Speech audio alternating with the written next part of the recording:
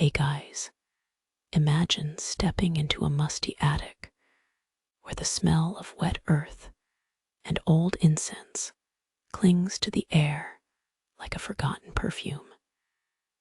And you hear a lone voice, yours, hushed into the belly of a cracked clay pot that's been gathering prayers since before smartphones even existed. It's the kind of creepy, cool ritual that would make your grandma gasp and your obsessed friends roll their eyes. Before we tumble down this dusty rabbit hole, smash that like button if you love uncovering weird history, and drop a comment telling us the strangest object talking habit you've ever tried.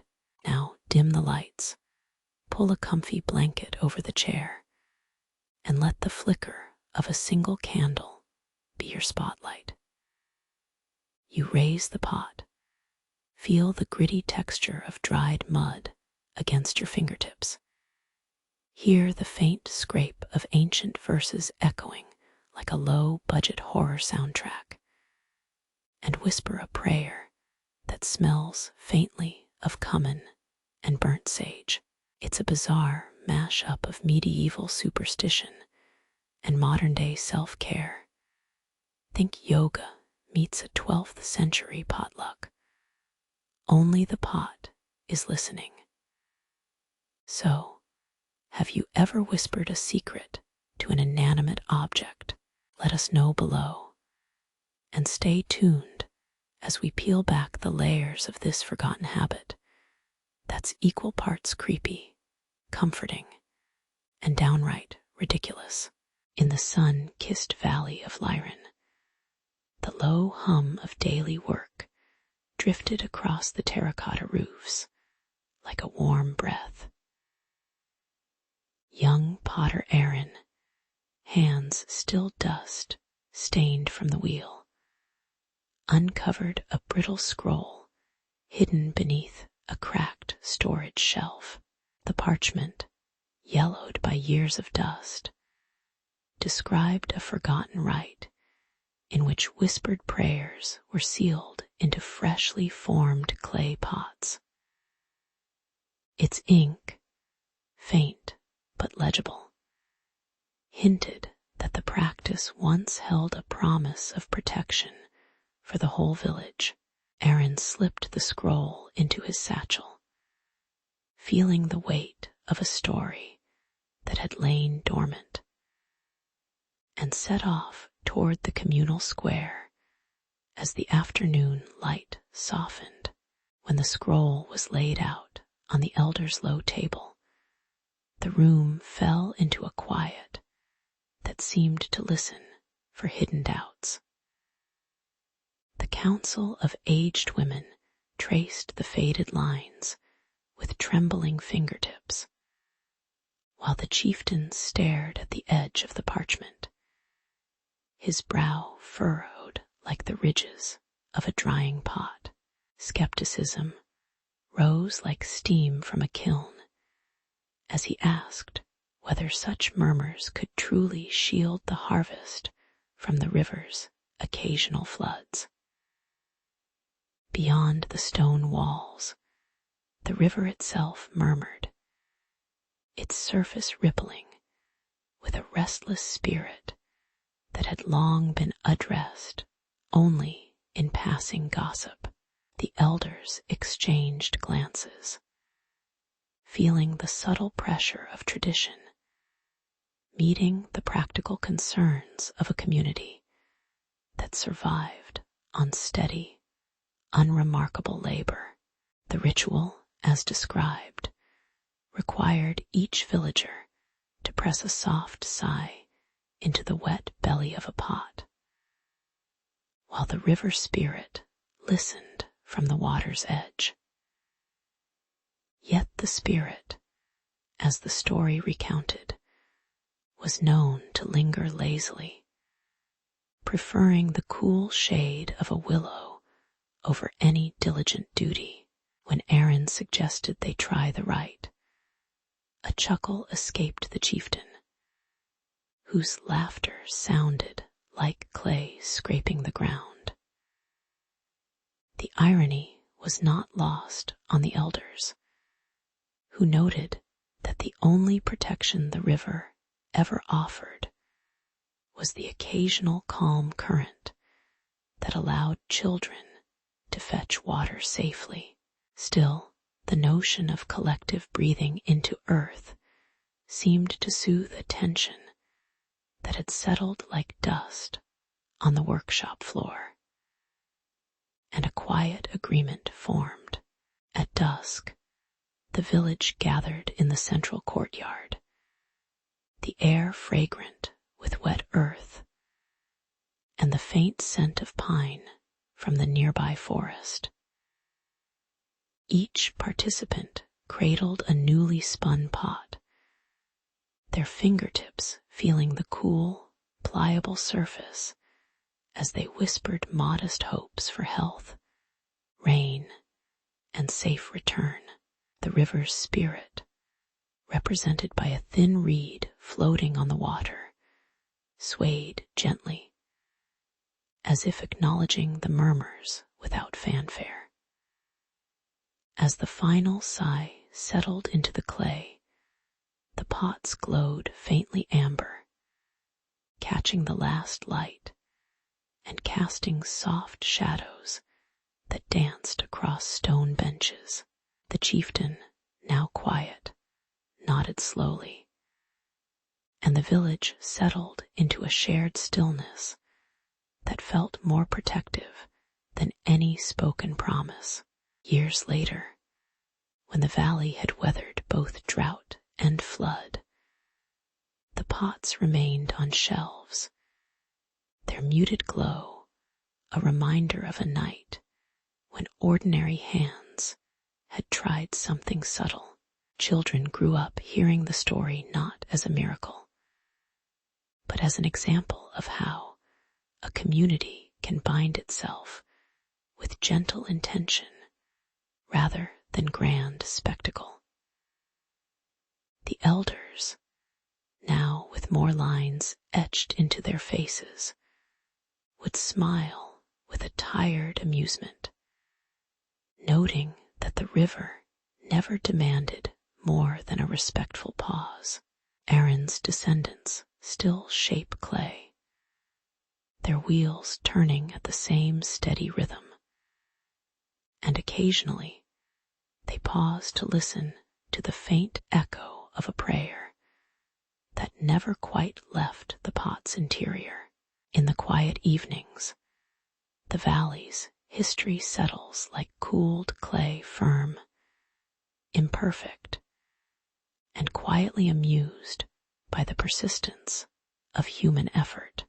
Aaron walked beside the three elders along the wind-scarred plateau, the heat of late afternoon pressing against the sand-coated boots.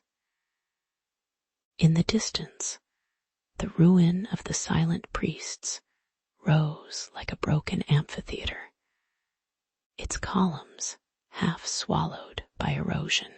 The air carried a thin scent of baked earth and distant cedar, reminding them of the day they first heard the whispered tale of the clay pot prayer. Their cloaks, stitched in the muted ochre of their village, brushed against the stone steps as they approached, each footfall a quiet measure in an otherwise idle march. Even the distant gulls seemed to lower their cries, as if sensing the reverence of a pilgrimage that had not been walked for generations. Aaron felt a steady pulse in his chest, not of fear, but of a patient curiosity that matched the slow rhythm of the desert. The shrine's entrance yawned open, its frescoes faded to ghostly ochre, the outlines of priests barely discernible beneath layers of dust. As the elders brushed away sand, a ragged band of sand raiders slipped through the cracked arch, their knives glinting like sun-warmed shards. Voices that should have been muffled rose in harsh murmurs, the clatter of boots echoing off the cold stone and stirring ancient dust. Aaron raised his hands in a muted gesture, the elders' eyes narrowing as they gauged the threat without a word spoken. The raiders, startled by the unexpected stillness, hesitated for a breath, their silhouettes wavering against the dim light that filtered through cracked shutters. In that suspended moment, the frescoes seemed to watch, the blurred faces of the priests hidden behind shadows, as if the walls themselves held their breath. When the skirmish dissolved into a reluctant retreat, the group turned toward the inner sanctuary, where an obsidian bowl lay cracked upon a low altar. The bowl's surface, slick with centuries of condensation, reflected the dim lantern light in jagged fragments that mocked the idea of a perfect vessel. An elder gently lifted the bowl, his fingers cooling against its edge, while Aaron whispered a half-remembered chant that sounded more like a sigh. The irony lay in their clumsy reverence. The very act of handling the relic revealed how human intent often trembles beside ancient expectation. The blurred visages of the silent priests, rendered in faint fresco strokes, seemed to grin faintly behind the veil of stone, their anonymity a reminder that the ritual cared for purpose, not perfection. Yet the bowl, though fractured, still cradled an echo of the first whispered prayers, waiting for a night of deliberate silence to awaken its quiet power. That evening, the sanctuary filled with a cool hush as the sun slipped behind dunes, turning the stone walls a muted amber. Aaron and the elders settled on woven mats, the faint rustle of their cloths the only sound against the steady breath of the empty hall. The cracked bowl rested on a low pedestal, its dark surface absorbing the faint glow of a single oil lamp that sputtered without protest. Throughout the night, the trio kept their voices sealed, each inhale a measured tide, and each exhale a soft ripple across the still air. In the deepening silence, the temperature of the stone softened under their palms, and a sense of patient presence settled like dust on an old book. Dawn painted the courtyard in soft terracotta, and the elders rose with the measured grace of those who have tended a fire that never truly burned out. Aaron slipped the obsidian bowl back into its cradle, feeling the faint vibration of intention that lingered like a lingering scent of incense. The blurred outlines of the priests in the frescoes seemed to fade into the light, their hidden faces offering no judgment, only the quiet affirmation of a ritual fulfilled by sincerity. As they walked away, the sand beneath their feet retained the imprint of their slow steps, a subtle record of a night spent in purposeful quiet. The journey back to the village felt less like a trek and more like a lingering pause, each breath echoing the lesson that the loudest prayers are often those whispered to stone. In the evenings to come, Aaron would watch children shape clay pots, their tiny fingers shaping earth with a hush that reminded him that the forgotten ritual lived on in ordinary hands. In the low light of early morning, the people of Lyran gathered around the communal fire pit, the ash still warm beneath their feet. Clay was laid out on low wooden tables, each lump damp, and smelling faintly of river mud. The elders instructed the trial, whispering the old phrasing of the ritual, while each villager inhaled deeply, and then held their breath as they pressed the earth into shape. Hands trembled just enough to feel the grainy texture, and the rhythmic scrape of tools against the pot echoed like a slow heartbeat. For a moment, the world seemed to pause, as if the very air were waiting to see whether the clay would hold the silence. Yet doubts slipped in with the wind, and a low murmur rose among the younger hands that questioned the purpose of breath holding. Voices rose briefly, a brief argument about the usefulness of an ancient habit, and a sudden, harder press caused a thin vein in a pot to split with a faint crack. The sound of the crack was a sharp, dry snap that startled the crowd, like a twig breaking underfoot. As the day warmed, clouds gathered over the river, the sky turning a bruised gray, and a distant rumble began to vibrate the stone walls. A sudden gust sent a spray of cold mist onto the wet ground, and the river, swollen by recent rains, surged with an impatient rush. The fields beyond the village, usually a quiet green, flashed with the flash of water threatening to overrun the low fence. Aaron stepped forward, his shoulders still dusted with clay, and spoke the blurred verses of the forgotten prayer, his face hidden in the shelter of his hood. He urged the villagers to trust the words, noting that the flood that now threatened their crops was the same element that gave the clay its pliancy.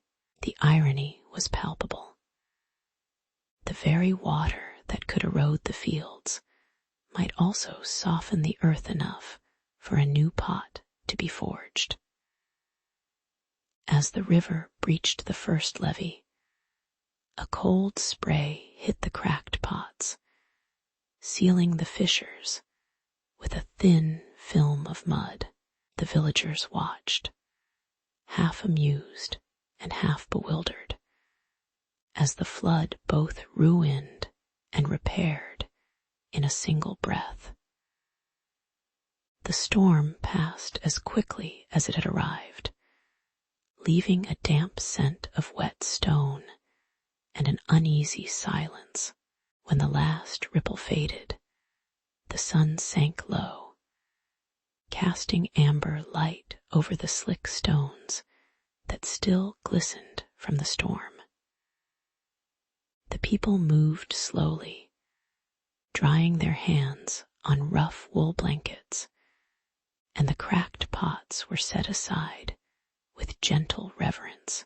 The river now whispered a softer song, its surface reflecting the orange sky like a quiet mirror. Children sat on the edge of the water, watching the reflected clouds drift, while elders tended the still wet fields with measured, patient strokes. In the hush of evening, the village settled into a rhythm as steady as the slow turning of a pot on a wheel. That night, Eric, who had carried the whispered verses, sat by the fire and thought of the cracked clay, the flood, and the hesitant breaths of his neighbors. He recognized that the ritual's true weight lay not in perfect vessels, but in the willingness to hold silence together, even when doubts snapped like brittle porcelain. The ancient words, their faces forever blurred by shadow, reminded him that human imperfection is as natural as the earth's grain. In the soft glow, the villagers shared modest food. The clay pots, though imperfect, still held warm stew, evidence that usefulness persists beyond flawless form.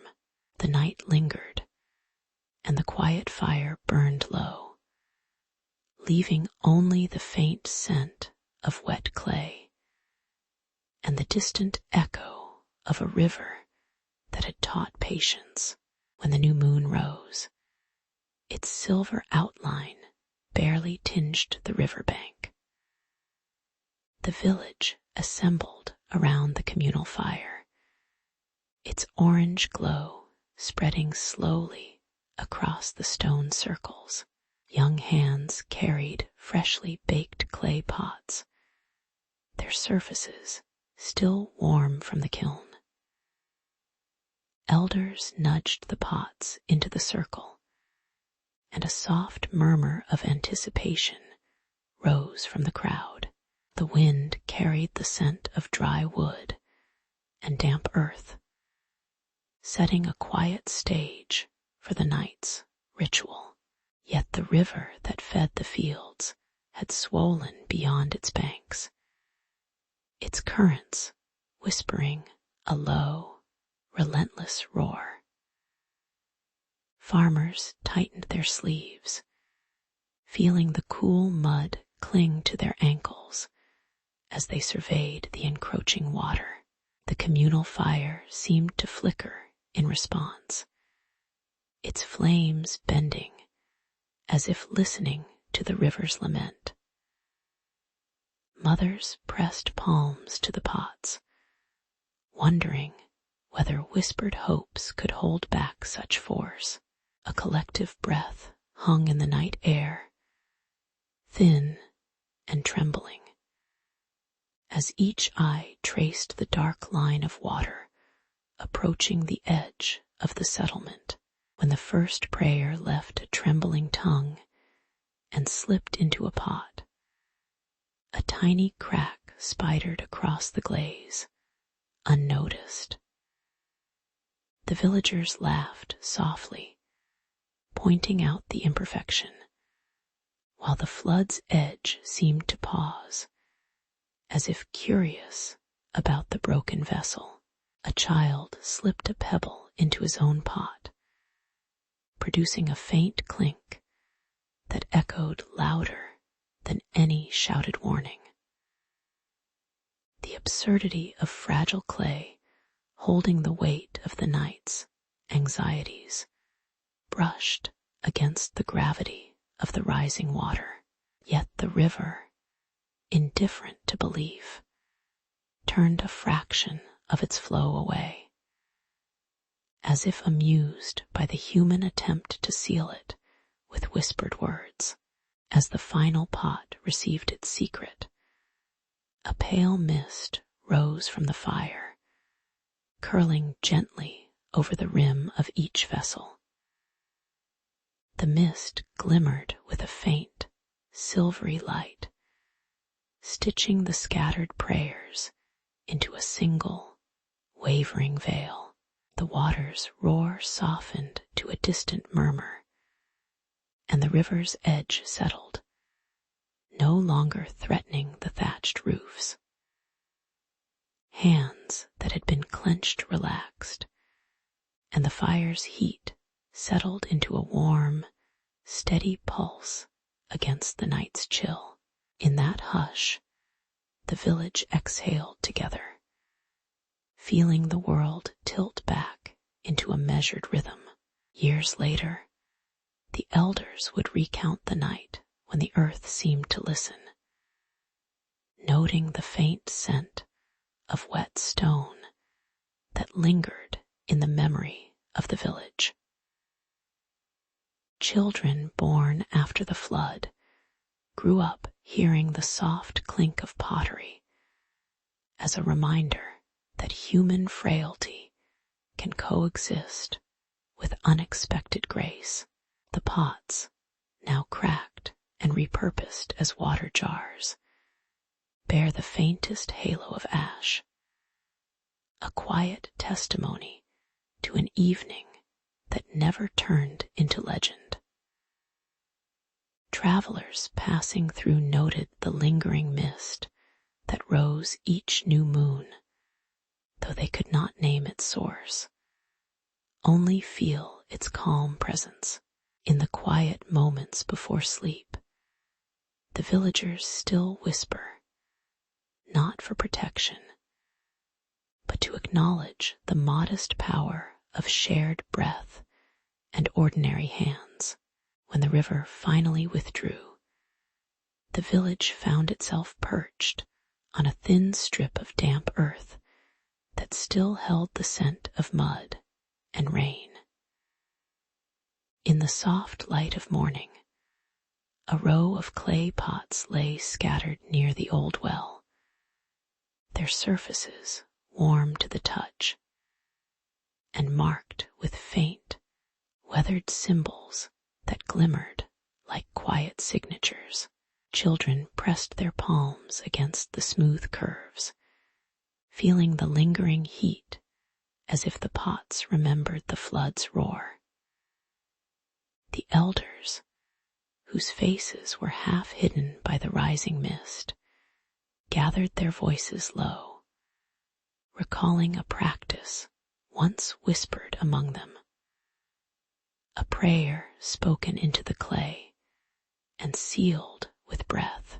Aaron, a wiry youth with steady hands, stepped forward, his eyes reflecting the faint amber of the sun, as if sensing that this moment could become a new beginning for the community. Yet the days that followed were not without unease. The village council met beneath the cracked oak, their murmurs rising like a slow tide of doubt. Some argued that the old ritual had faded for a reason, that the clay could no longer hold the weight of forgotten words, while others worried that the flood had washed away more than water, erasing the quiet discipline that bound them. The tension settled into a palpable stillness, broken only by the occasional clink of a pot being shifted, its rim catching a stray beam of light. Aaron listened, feeling the cool draft of uncertainty curl around his shoulders as the villagers weighed tradition against practicality. In that hush, the air seemed to hold its breath, waiting for a decision that might either restore or abandon the whispered rite. When the council finally voted to revive the practice, the execution proved oddly comic. A novice helper dropped a pot, sending a splash of clay onto a baker's apron, and the baker laughed, wiping the earth away with a flour dusted hand. The village women, accustomed to shaping dough, now found themselves shaping words into the rounded belly of each vessel, their voices trembling like the gentle rustle of wheat stalks. Even the old stone well seemed to chuckle, echoing faint splutters as water dripped rhythmically, as if reminding everyone that life's cadence includes small mishaps. Aaron, observing the scene, offered a soft smile, noting how the ritual's seriousness softened under the weight of ordinary clumsiness. The irony was clear. A ceremony meant to steady the heart of the village was being held together by the very imperfections it celebrated. With the pots finally aligned and the whispered prayers spoken, a calm settled over the courtyard, as steady as the evening air that carried the scent of drying clay. The villagers stood in a quiet circle, the faint symbols now shimmering faintly under the amber glow of lanterns. Each breath a gentle exhale that seemed to warm the stone underfoot. Aaron was quietly handed a small, unadorned token, a smooth pebble from the riverbed, signaling his role as keeper of whispered clay, a title that felt more like a shared responsibility than an honor. The night deepened, and the soft murmur of the river beyond the fields blended with the occasional rustle of reeds, forming a backdrop of steady, reassuring sound. In that moment, the ritual's rhythm matched the pulse of the village itself, simple, steady, and unhurried. As seasons turned and the memory of the flood faded into stories told at hearths, the villagers kept the pots in a modest alcove, their surfaces now smooth from years of gentle whispers. Children grew up hearing the faint echo of their ancestors' voices, feeling the coolness of the clay beneath their fingertips during quiet afternoons. Aaron, now older, would sometimes pause beside the pots, his hands resting lightly on their rims, recalling how the ritual had once steadied a community on the brink of forgetting. The collective promise to tend the tradition became a quiet pact, less a proclamation than a lingering sense of gratitude for the subtle steadiness it provided. In the soft darkness of the night, the village rested, its heartbeat slow and measured, a testament to the endurance of simple, shared moments. In the crowded mud brick lanes of Uruk, the potter Enlil lifted a warm, cracked jar from his wheel and felt the faint grit of river clay against his fingertips, while Priestess Ninsun, cloaked in a faded wool shawl, traced the quiet pattern of an old tablet that mentioned a silent rite. The sunlight filtered through woven reeds, casting amber shadows on the courtyard where children chased dust motes. Their conversation slipped into a hushed rhythm, as if the very air understood that they were balancing a forgotten promise against the everyday bustle. Somewhere nearby, the low murmur of market traders blended with the distant clatter of boats on the Euphrates. Together, they sensed that the vessels might hold more than water. They might hold a moment of stillness that the city had long ignored. When Enlil presented the smooth, soot-blackened vessels to the council of elders, the stone-walled hall seemed to inhale, and the elders' eyes, clouded by age, narrowed like shuttered windows.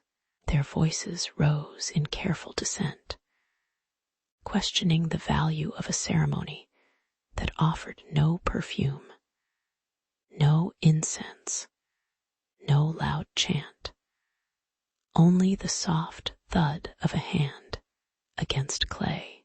The temperature in the room rose imperceptibly, the sweat of a clerk's brow glistening against the cool stone floor. Enlil's hands trembled just enough for the rim of a jar to catch the light, and Ninsun's breath steadied as she placed a palm on the vessel, feeling the coolness radiate into her skin. The tension lingered, a quiet pressure that seemed to press the very walls inward, as the city's long-standing rhythms resisted a subtle new cadence.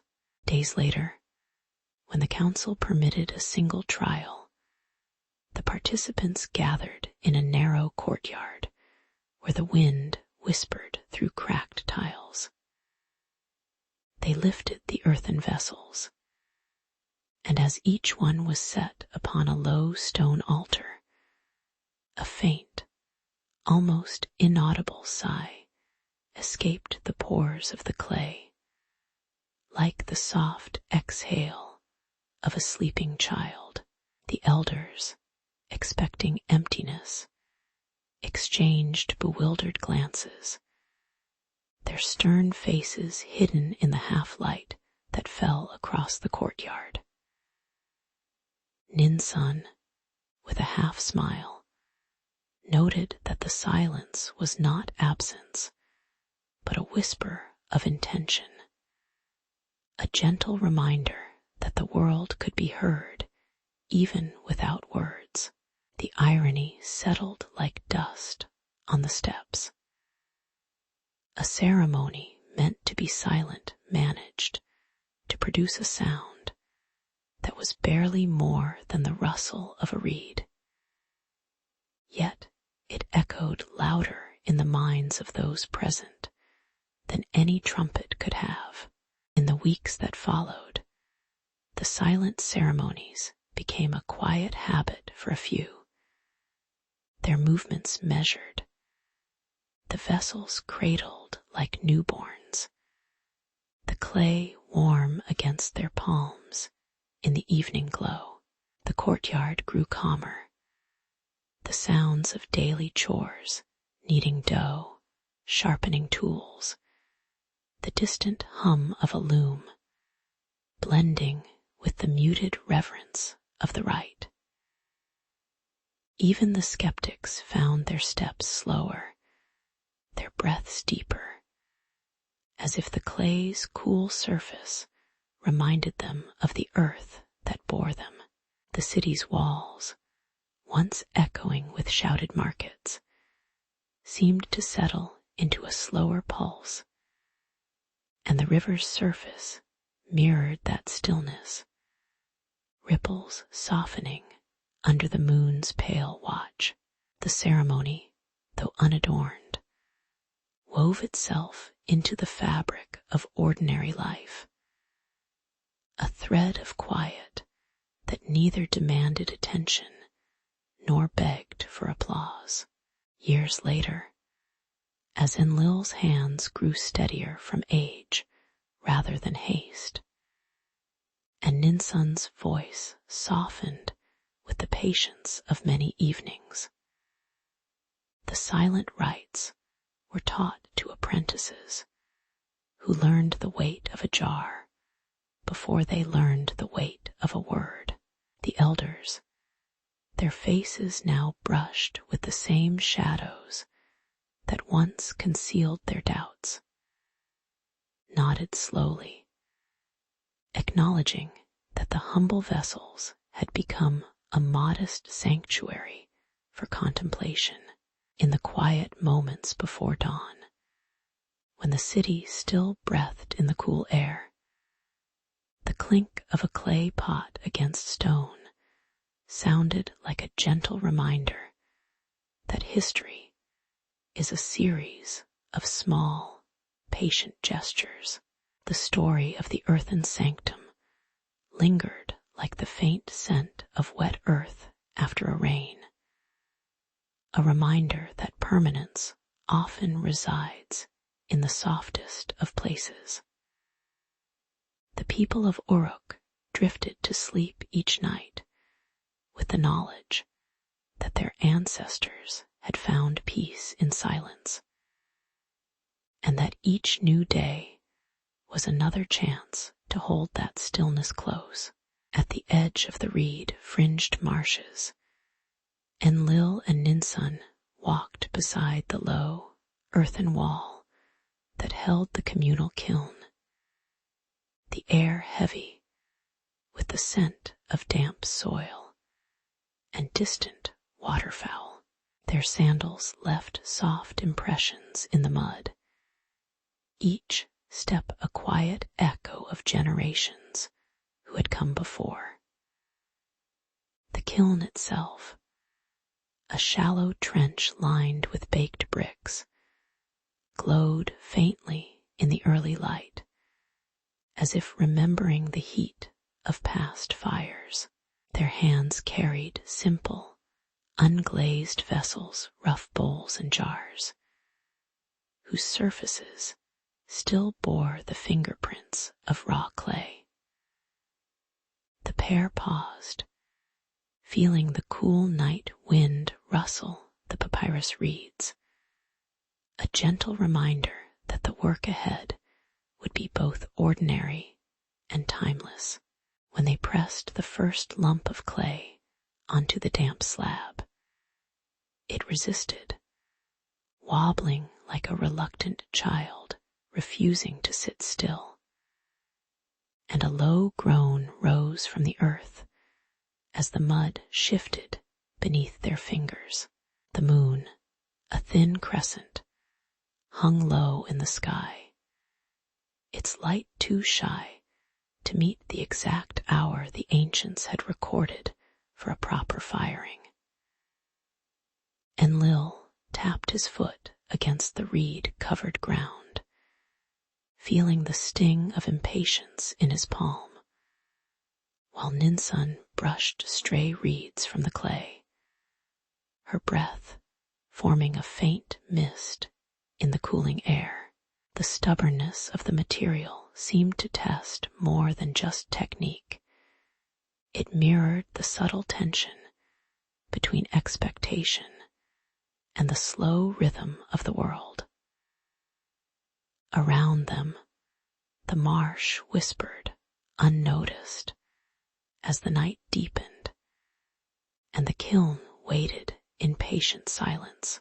A sudden breeze lifted a veil of dust, blurring the faces of the couple into indistinct silhouettes, as if the very light refused to grant them clear identity.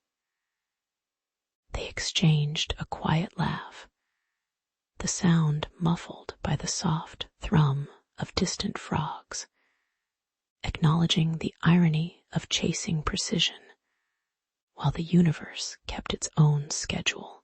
The clay, now softened by the night's humidity, yielded just enough to allow a modest shape to emerge, though its edges remained imperfectly rounded. Their tools, simple wooden ribs, clicked softly against the surface, a rhythmic reminder that human effort is always a negotiation with material imperfection. In that muted moment, the ceremony felt less like a sacred task, and more like a gentle joke whispered by the earth itself.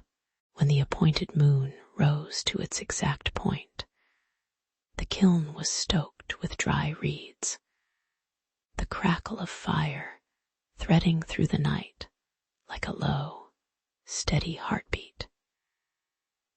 Heat washed over the vessels, turning the once cool clay to a warm amber that glowed with the faintest orange hue, while the surrounding air held a steady, comforting warmth against their skin.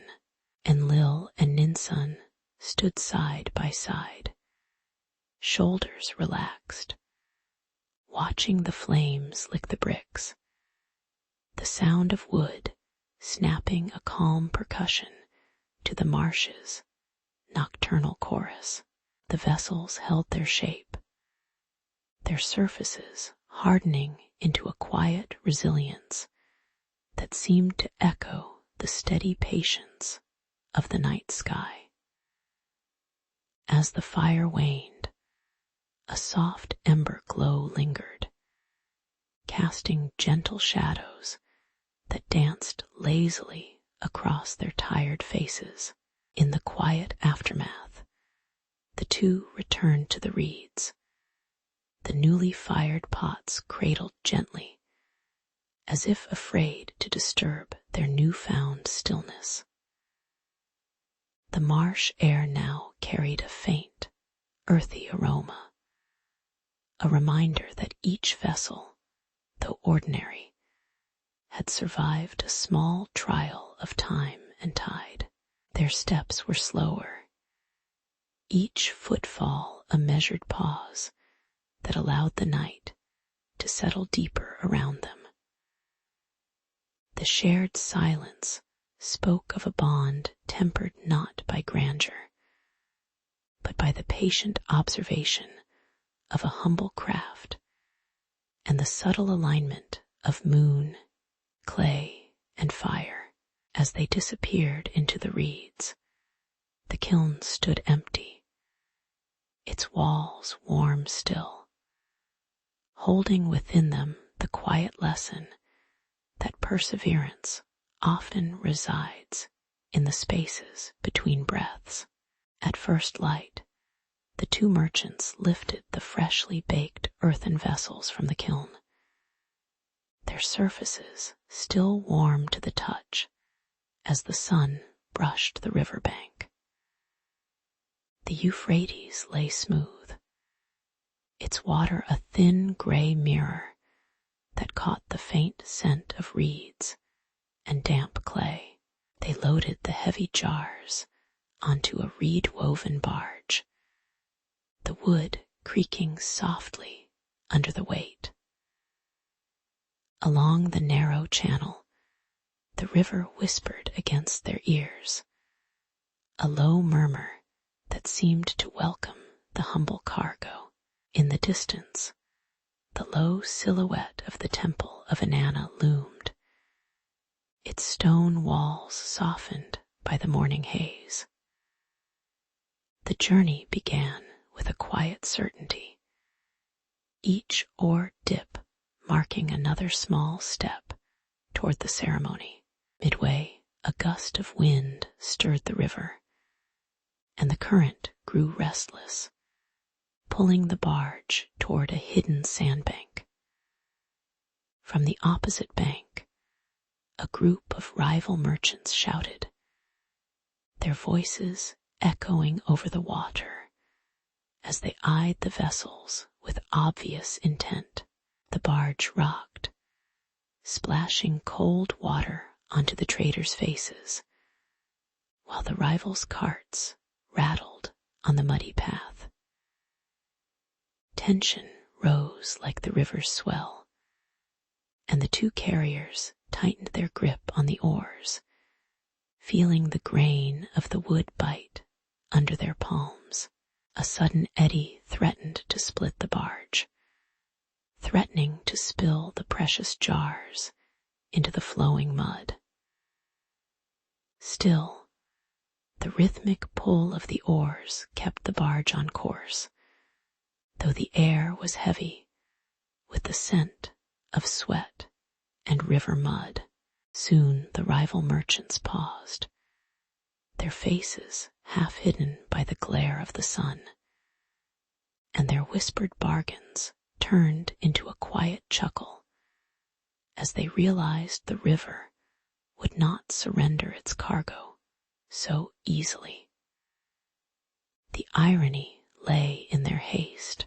They coveted the vessels for profit, while the water itself seemed to protect the humble offerings. A stray branch floated past, brushing the side of the barge, and sending a ripple that mirrored the merchants' fleeting hopes. The silence that followed felt louder than any chant, a stillness that highlighted the absurdity of human greed against nature's patient flow. In that moment, the carriers felt the weight of the jars, not just as objects, but as quiet witnesses to the fleeting ambitions around them. As the sun dipped lower, the river calmed, its surface smoothing into a gentle glass that reflected the amber glow of twilight. The barge glided past the reeds. Their rustling leaves a soft soundtrack to the quiet conversation between the two carriers. They set the vessels ashore near the temple side, the clay cool under their fingertips, releasing a faint, earthy aroma that mingled with the evening air.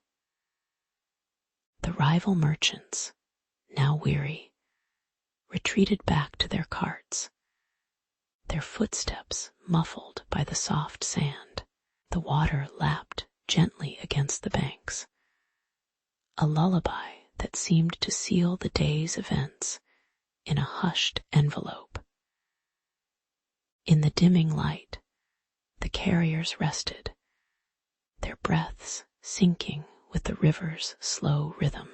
Later, beneath a sky turning from amber to deep indigo, the two reflected on the day's passage, the silent ceremony of the vessels lingering in their minds. They understood that the true offering lay not in the polished surface of the jars, but in the patient endurance of those who carried them.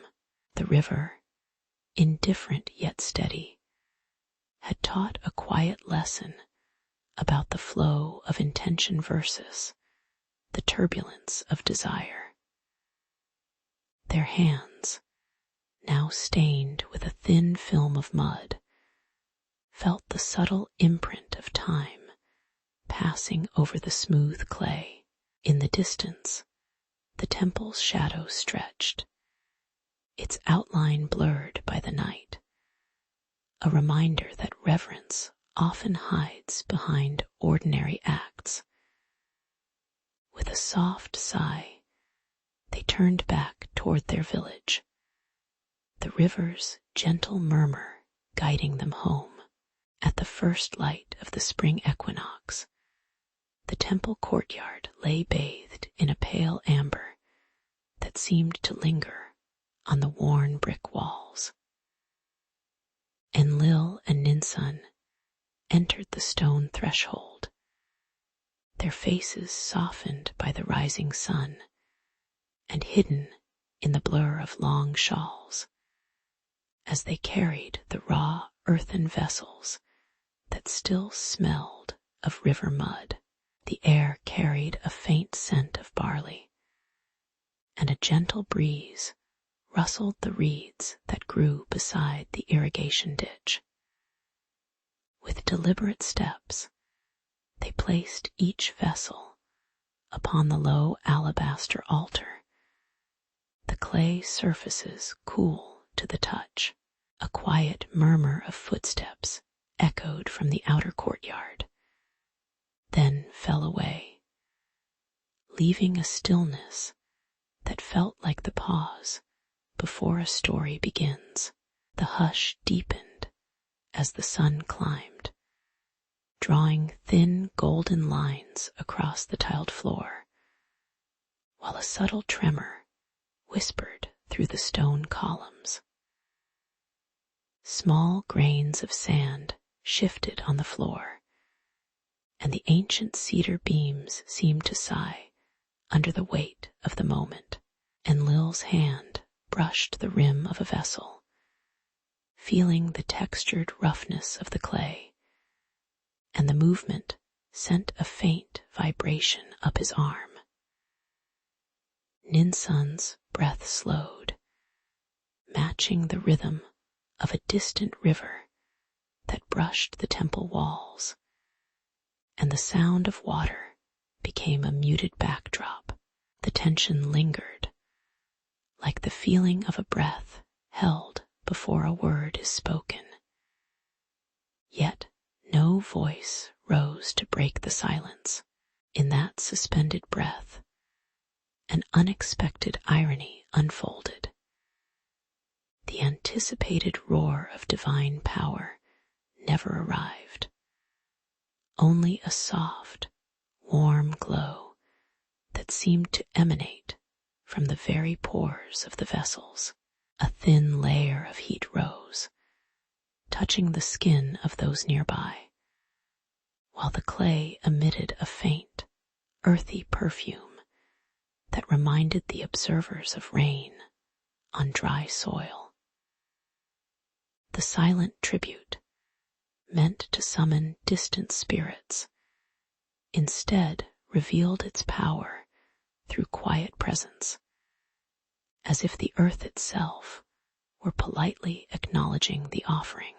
The participants exchanged glances, their expressions half amused, half puzzled, while the shadows cast by the altar shifted lazily across the floor.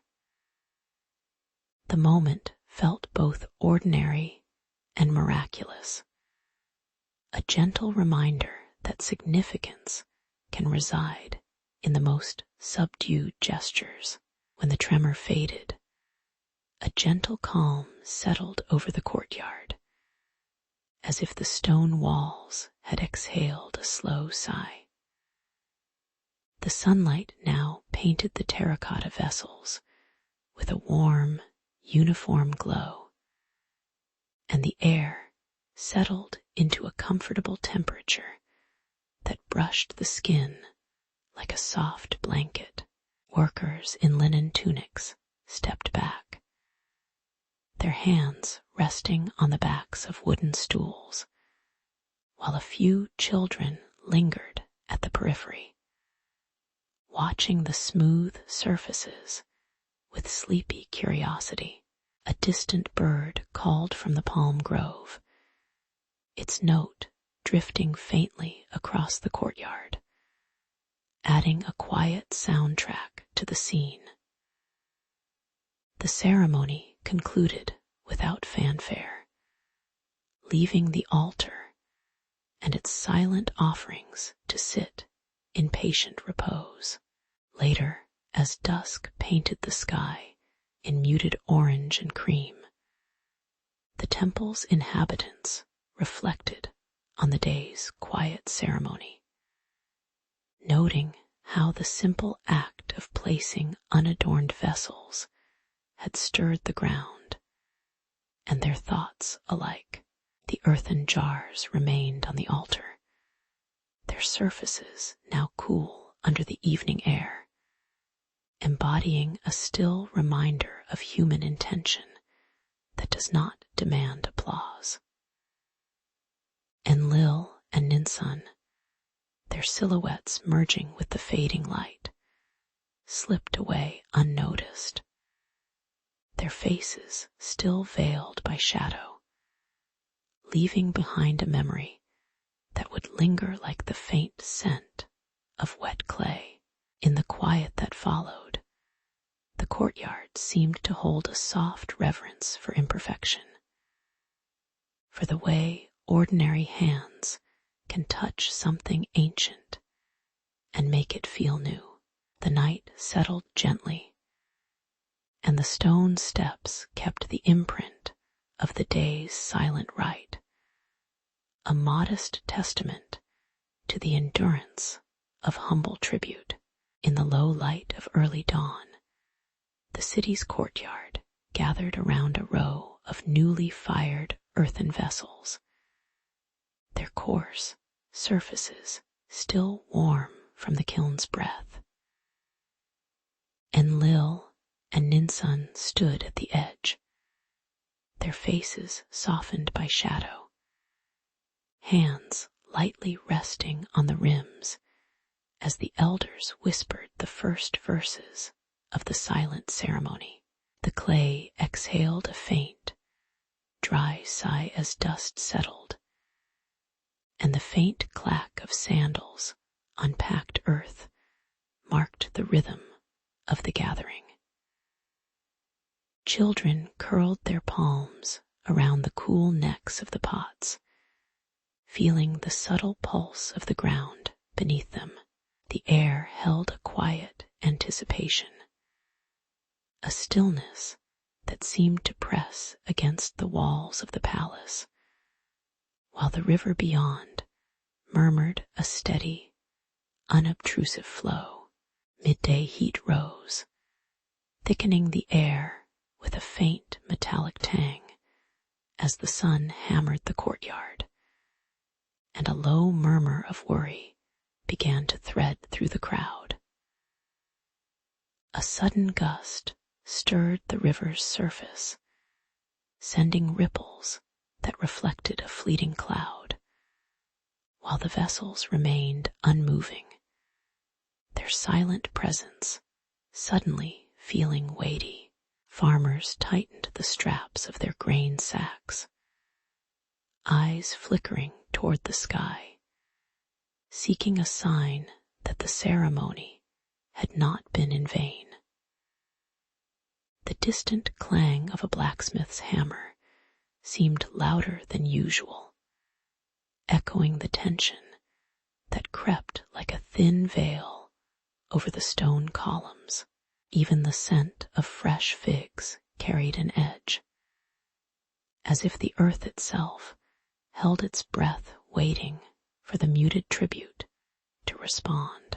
As the sun slipped toward the horizon, a gentle wind brushed the courtyard, scattering a few stray grains across the stone, and the vessels emitted a soft, almost imperceptible crack, as if sighing in relief.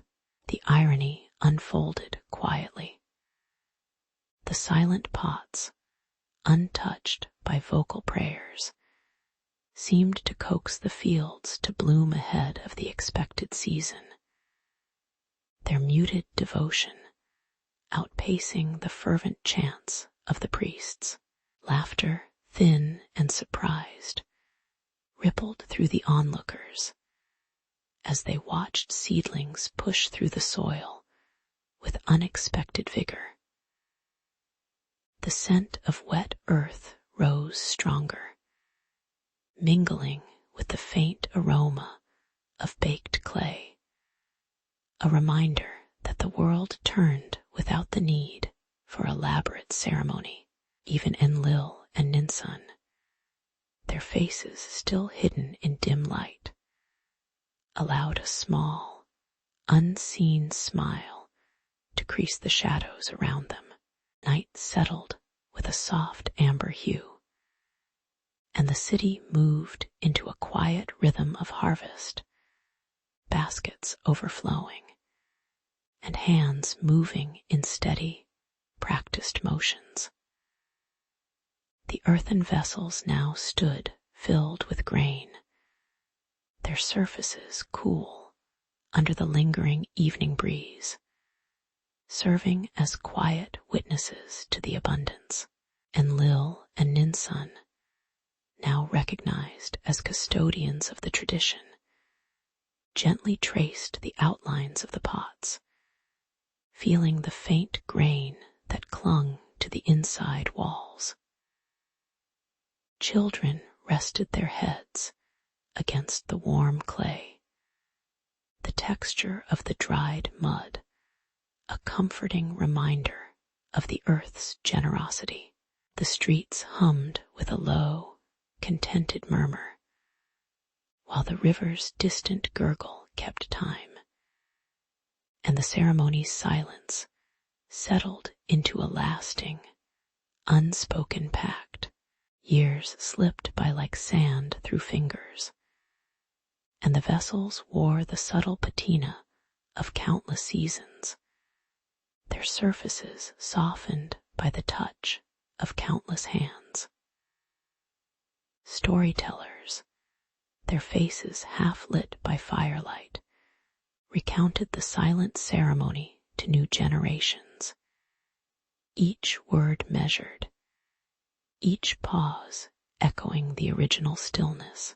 The city's walls, now tinged with the soft orange of aging plaster, bore faint engravings of the vessels, a reminder that humanity's bond with the earth endures beyond spoken vows. And Lil and Ninsun's legacy lingered in the quiet corners of homes, where an old pot might hold water for a thirsty traveler, its cool interior reflecting the calm of ages. In the lingering hush of night, a gentle breeze brushed across the courtyard, and the earth seemed to sigh, content in the measured rhythm of an unhurried, enduring partnership. In the cracked courtyard behind the granary, the young artisan Aaron brushed dust from a shallow pit, his hands slick with river mud.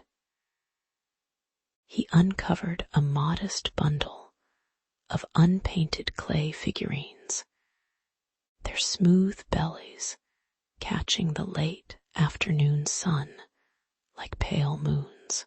The figures stood in a loose semicircle, each molded with the same slender neck, and a faint indentation where a wrist might have curled. Aaron lifted the nearest one, feeling the cool, slightly damp surface, and hearing a faint, rhythmic sigh that seemed to rise from the clay itself. He placed the figurine on a low stone bench, curious that the silence of the workshop felt oddly weighted, as if the air held a whispered line of unspoken words. As the market stalls clanged, and women humped baskets of barley, a low rumble rolled from the far riverbed, stirring the dust at Aaron's feet.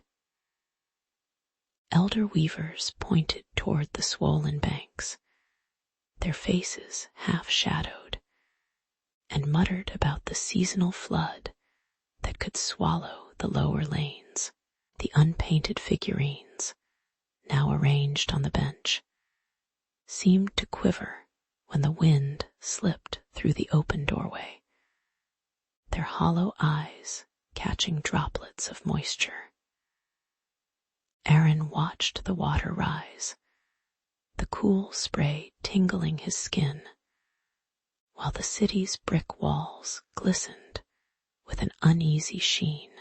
A quiet urgency settled over the courtyard, the rhythm of daily chores quickening as people secured their wares against the impending tide.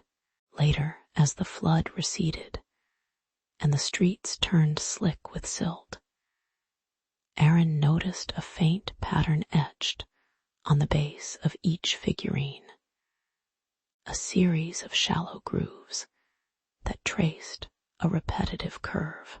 When he ran a fingertip along the lines, a soft vibration emerged, like a lullaby caught between breaths, yet no one else seemed to hear it. The irony lay in the fact that the city, bustling with shouted barters and clanging pots, had kept these silent verses hidden beneath plain clay, as if the most profound prayer were an unnoticed hum. A nearby potter, wiping his palms on a woven rag, chuckled lightly, remarking that even the gods must enjoy a good joke when mortal hands forget to paint their prayers. The quiet chant persisted, a gentle reminder that reverence can reside in the spaces between spoken words. The evening settled into a gentle amber glow, the heat of the day giving way to a cool that brushed the rooftops like a sigh. Children sat on the cracked steps, tracing the figurines' grooves with small sticks, their laughter soft against the distant murmur of water receding into the riverbed. Aaron placed the whole set on a low shelf near the hearth, where the fire's amber light caused the clay to glow faintly, casting elongated shadows that danced without purpose. The city's pulse slowed, merchants folded their ledgers, and the wind carried the scent of wet earth mingled with dried grain. In this stillness, the hidden hymns seemed less like a mystery and more like a background hum that simply belonged to the place. Months later, when the flood's memory faded into a story told by elders over millet porridge, the figurines remained on the shelf, their silent verses growing familiar to those who touched them daily. Aaron, now older, would gently rotate each figure during quiet moments, feeling the coolness of the clay as a reminder of the city's resilience. He thought of how a simple, unadorned object could carry the weight of an entire community's unvoiced gratitude, tucked away beneath layers of dust and routine. The town's walls, scarred by water, but rebuilt stone by stone, whispered a patient lesson. That history often rests in the unnoticed, in the soft rhythm of hands shaping earth. With a sigh that matched the faint vibration of the figurines, Aaron rested his head against the cool stone, letting the night settle like a blanket over the lingering, unspoken hymn of the silent city. In the muted heat of the ancient kiln, dust settled like soft breath on the cracked brick walls. As Aaron brushed his fingertips across the soot-blackened floor, Myra, draped in woven cotton dyed with faint ochre, held a lantern whose flame flickered gently, casting elongated shadows that danced over rows of clay figurines. The air smelled of baked earth and cool limestone, a steady hiss escaping from the furnace as it settled after a long night of firing. Together, they knelt beside a low shelf, tracing the faint incisions on a seated figure whose eyes were smudged, unseen beneath a veil of ash. Their hands moved slowly, as if reluctant to disturb the silence that had settled over generations of forgotten prayers. A rusted wooden cart creaked nearby, announcing the arrival of the rival guild's foreman, whose boots left imprinting prints that trembled across the kiln's soot-covered tiles. He spoke in low tones about contracts and market value, his voice echoing against the earthen walls like distant river water. Aaron felt a tightening in his chest as the foreman's hand brushed a row of figurines, seeking the most prized pieces for profit. Myra's eyes lingered on a small mark that seemed to pulse under the grain, a quiet sign the guild ignored in their haste. The tension rose like the slow climb of heat, yet the kiln's interior remained cool, the only sound the faint clink of metal against ceramic. When Myra finally lifted her lantern higher, the light revealed a series of spiraled dots etched near each figure's belly, a pattern that repeated every 13 positions, like a calendar whispered in clay.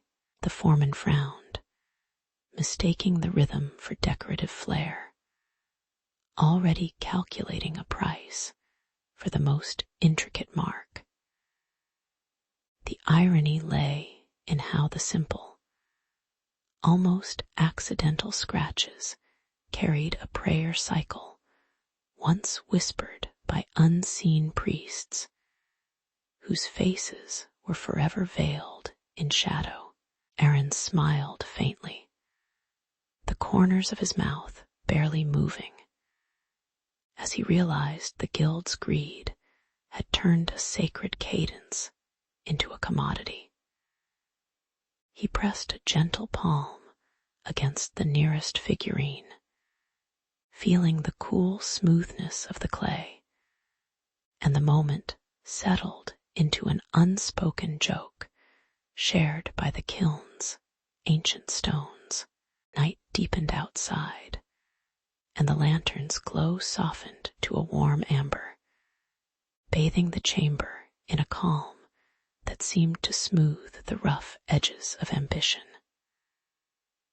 Myra sat on a low bench, sipping tea that steamed lightly, its scent of cumin mingling with the kiln's lingering aroma.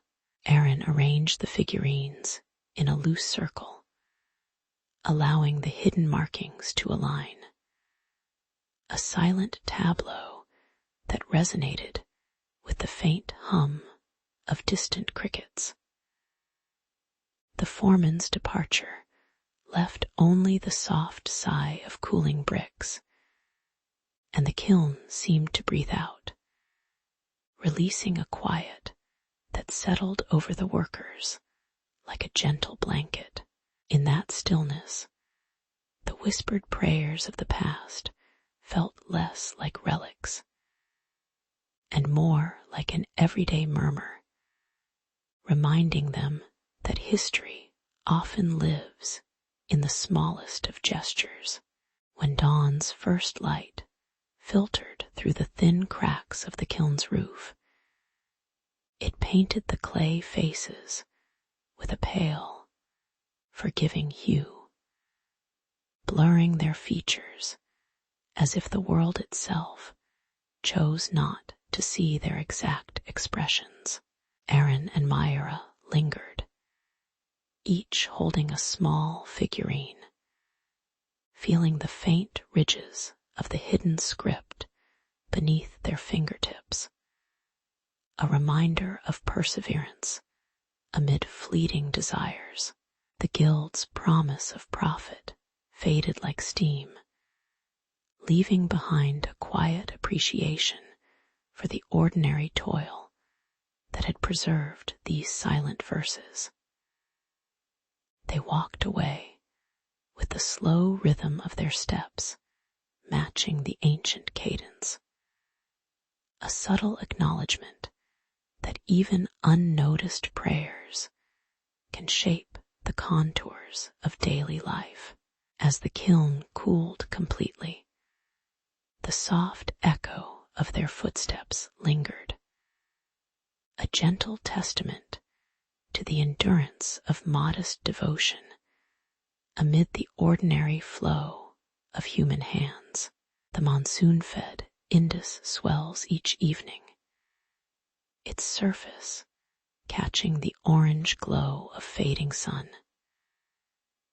In the mud-brick district of Mohenjo-Daro, two artisans, Ari, a potter, and Leela, a bead weaver, set out to retrieve the small clay figurines that their forebears once pressed into the riverbank earth. Their hands are cool against the wet clay, the scent of river loam mixing with the faint perfume of cooked millet. Village elders whisper that the figurines hold muted prayers, pressed in the quiet of night, that once soothed the waters.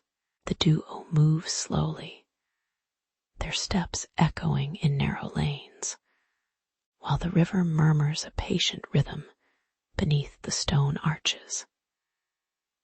In this measured start, the world feels both ancient and immediate, as if history itself lounges, waiting for the next ripple. As the water rises, the cobbled alleys begin to glisten with a thin sheet of foam, and the duo sense the ticking of an unseen clock. They discover a narrow stairwell hidden behind a cracked plastered wall, its descent promising a network of chambers beneath the city. The faint clink of their tools against stone reverberates, while the river hammers louder against the far embankment.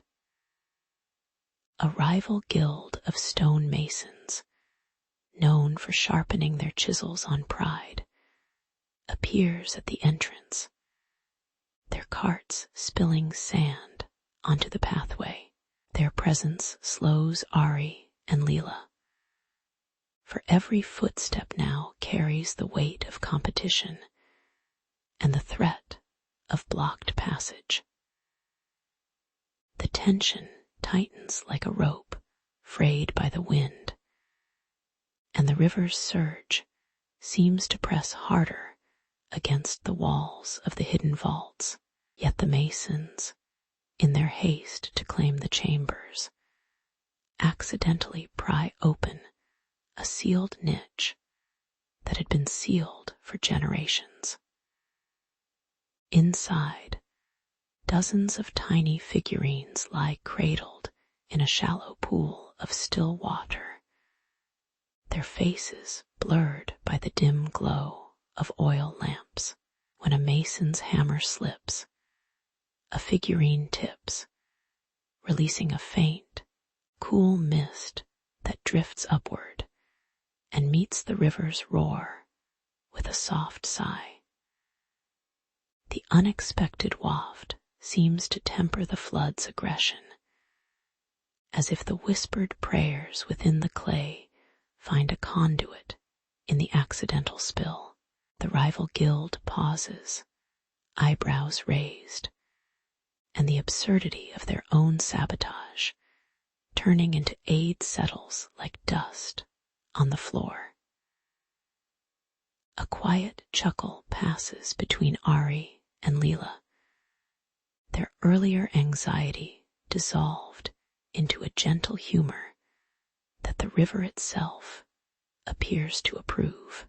With the accidental opening, the water's pressure eases, allowing a narrow passage to be cleared without further conflict. Ari carefully lifts the figurines, feeling their smooth, damp surfaces, while Leela steadies a lantern that casts a warm amber pool across the stone. The hidden chamber breathes a cool, constant humidity. The sound of distant water, now a muted hum rather than a roar. They arrange the figurines in concentric circles, each placement a deliberate, slow motion that mirrors the river's own measured flow.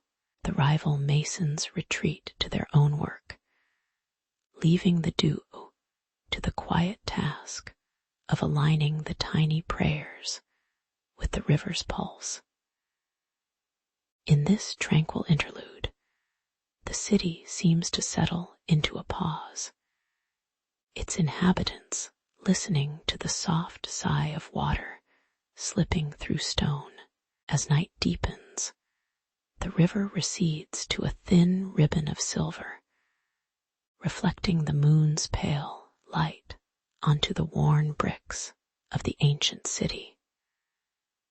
Ari and Leela sit on the threshold of the chamber, their fingers resting on cool clay, feeling the faint vibration of centuries of whispered hopes.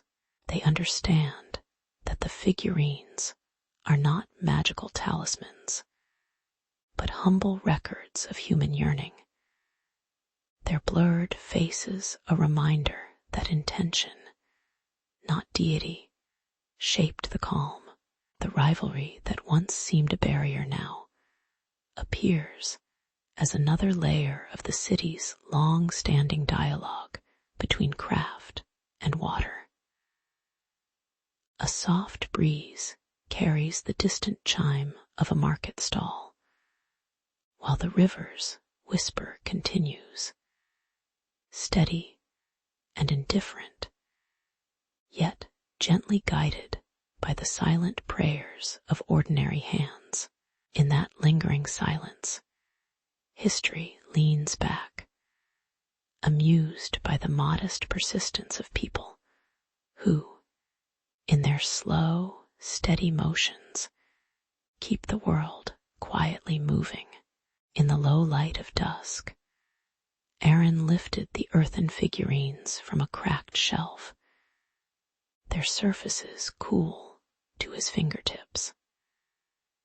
The objects, each a crouching figure of a river god rendered in baked clay, had been stored for months in the guild's backroom. Outside, the Indus banks shivered under a sky heavy with swollen clouds, and a distant rumble hinted that water would soon breach the levee. He weighed the weight of the tiny idols against the rusted iron key he carried for the underground altar, feeling the faint scent of wet mud in the air. With a slow breath, he slipped the figurines into the woven basket, as if arranging a silent chorus for an unseen audience.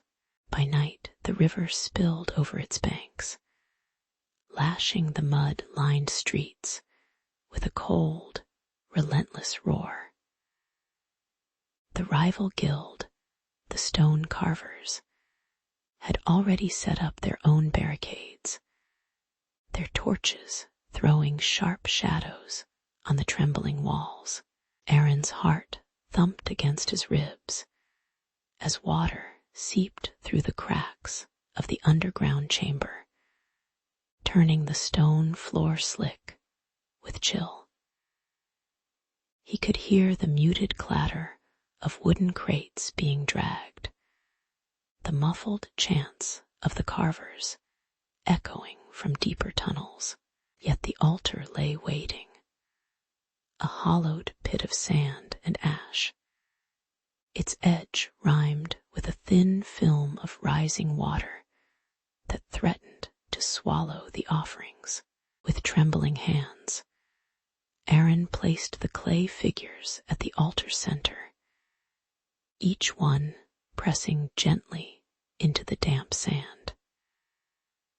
He whispered the prayers his grandmother had taught him, the words sliding out like soft water over stone, barely audible over the flood's howl. To his surprise, the torrent seemed to hesitate, the roar dulling as if a hidden chord had been struck in the river's own breath. The carvers, caught mid-chant, stared at the sudden stillness, their faces blurred by the flickering torchlight, the absurdity of the moment palpable. The water pooled around the figurines, forming a thin, mirror-like sheet that reflected the trembling glow of the lanterns, holding the flood at bay for a heartbeat. When the moon rose, the river withdrew gradually, leaving behind a thin veil of mist that clung to the cracked walls. The water's edge receded, exposing the altar where the figurines stood still, their dried glaze catching the cool night air. Aaron brushed a stray leaf from the sand, feeling the gritty texture under his thumb, while the carvers lowered their tools in reluctant surrender. The sound of dripping water became a soft metronome, each drop echoing in the empty corridors like a gentle reminder of passing time. Lanterns swayed lazily, casting amber halos that painted the scene in warm terracotta tones, and the flood's fury was now a quiet story told in the quiet of the underground. In the quiet dawn, Aaron lingered by the altar, watching the sunrise bleed amber across the riverbed, its light catching the clay's faint cracks. He sensed that the whispered prayers were less about bending water than about reminding the living that even the smallest hands could shape the flow of events. The carvers, their silhouettes softened by the early glow, gathered their tools and left the figurines untouched, a silent acknowledgement of shared fragility. As the market awoke above ground, the scent of fresh dough and damp earth rose together, weaving a tapestry of ordinary work and lingering wonder. Aaron turned his back to the altar, his steps echoing softly, carrying with him the lesson that history, like a river, pauses briefly before moving onward, leaving behind only the faint imprint of those who dared to whisper. The river that had swollen beyond its banks finally slipped back into its old channel, leaving a thin sheen of water on the packed mud of Mohenjo-Daro's outer quarter. Workers in reed-woven skirts swept away silt with the slow scrape of bamboo sticks, their breath mingling with the damp air. Among the debris, Aaron's hand brushed a small terracotta figurine, whose surface bore a faint, unfurling script that seemed to vibrate when the light caught its curve. Myra, watching from the shade of a collapsed wall, felt the quiet pulse of a hidden hymn, a whisper caught in the clay's pores. The city, exhausted yet intact, settled into an uneasy quiet as the sun lowered its amber glow. The discovery sparked a murmur through the market stalls, where vendors arranged barley in copper bowls, and children chased dust motes across wooden thresholds. Elders gathered in the communal courtyard, their voices low as they debated who held the right to study the verses etched within the figures. Some argued that the council of priests, whose robes were stained with river mud, should safeguard the songs, while others claimed the archivists, with their ink-stained palms, deserved access. A subtle tension rose like the scent of smoldering reeds, each side aware that the other's claim could tilt the fragile balance of authority. Yet the figurines remained mute, their blurred faces concealed by the soft shadow of a cracked roof, as if the divine presence itself refused to be seen. It became a quiet irony that the very people who kept the city's supplies, water carriers, potters, and weavers, were the ones to guard the sacred words, while the high officials, whose sandals clacked on polished stone, stared at the empty space where a deity's face should have been. In the dim lantern light of the council hall, the blurred silhouettes of the revered figures on frescoes seemed to tilt their heads, as if amused by the humans' earnest fuss. The whispered prayers, once meant for personal solace, now echoed in the echoing corridors as background noise to negotiations over grain allotments. Each time a decision was made, a soft rustle of clay could be heard, reminding the participants that the true power lay in the humility of the objects. The irony settled like dust on the floor, unnoticed yet present. Aaron and Myra, after a long night of listening to the water's slow sigh, took the figurines to a newly cleared courtyard where fresh mud was being tamped for a modest temple. With steady hands, they traced the faint script onto palm leaves, their fingertips feeling the cool indention of each groove, while the sun warmed their backs. The ceremony to seal the figurines was simple: a low wooden platform, a gentle pour of river water, and the soft clink of clay against stone, each sound measured and deliberate. As the last figurine settled into its niche, the surrounding walls seemed to inhale, the air filling with the faint aroma of incense and wet earth. The ritual closed the dispute, leaving a shared archive that both priests and archivists could approach without contention. In the years that followed, the temple's shadow stretched across the market, and the recorded hymns were read aloud to apprentices as they learned to shape beads from shells.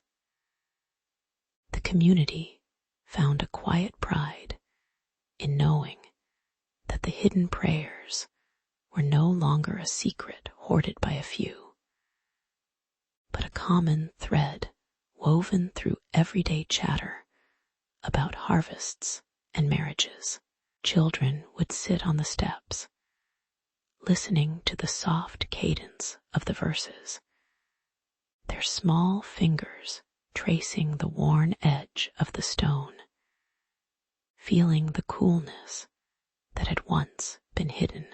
The city, now accustomed to the rhythm of river and clay, rested easier, its nights filled with the gentle hum of crickets rather than the clatter of disagreement. In that lingering calm, history seemed to smile, its tired voice whispering that even the smallest whispers in clay can become a lasting legacy. Livia, a priestess, walks among the ruins of the once great temple, her sandals stirring the fine dust that clings to broken columns. The wind drifts a soft veil of sand across the stone, muting the distant cry of a hawk. She notices a faint outline of a shallow depression in the earth, its edges smoother than the surrounding rubble. The soil feels cooler than the sun-warmed stones, inviting her hand. She brushes away debris, revealing a baked clay slab, unmarked and half-sunken, its surface a muted terracotta. The find seems out of place among marble fragments, suggesting a forgotten purpose. A quiet curiosity settles over her, as gentle as the evening light. The air grew heavier as she knelt, hearing the distant cicada hum that seemed to pulse with the rhythm of the earth. Her hands trembled while lifting a cracked fragment, exposing a hollow interior that whispered of past rites. The smell of ancient earth rose, mingling with faint incense residue that clung to the clay. Shadows from the arches fell across the altar, obscuring any carvings that might have once told a story. Even the stone walls seemed to lean closer, as if listening to the soft scrape of her fingers. She sensed an unspoken expectation, a reminder of Rome's gaze on distant provinces. Yet the silence remained stubbornly intact. The moment lingered, poised between discovery and reverence. It was amusing that such a modest clay platform had once served the same gods whose marble temples glittered elsewhere across the empire. The altar's plain surface contrasted sharply with the polished bronze statues that adorned imperial sanctuaries. In the dim light, the unseen face of the deity, blurred by dust and shadow, could not be distinguished, its presence felt rather than seen. The villagers had once offered simple wheat loaves and hand-woven garlands, not golden offerings that glittered in distant forums. Their modest gestures now seemed more sincere than the pomp of distant halls. The irony settled like warm dust on the floor, quiet and unassuming, as Livia smiled faintly at the understated devotion. The weight of history softened, revealing a gentle humor in human humility. With a steady rhythm, Livia placed a bowl of cool water beside the altar, its surface reflecting the waning light that filtered through cracked shutters. She poured a modest libation, hearing the soft splash against the earthen bowl, a sound that blended with the rustle of her woven shawl as she adjusted it. A distant shepherd's goat bleated, its sound muffled by the stone courtyard, adding a low hum to the scene. The ritual unfolded in measured steps, each movement deliberate yet unhurried, like a slow tide withdrawing from the shore. The temperature steadied, the clay warm to the touch, and the air held a faint scent of rosemary leaf drifting from a nearby garden. The moment lingered like a gentle breath, undisturbed by the world beyond the courtyard walls. The quiet continuity of practice wrapped the space in a calm that felt timeless. When the sun slipped behind the hills, Livia lingered, letting the cool stone settle against her skin as twilight deepened.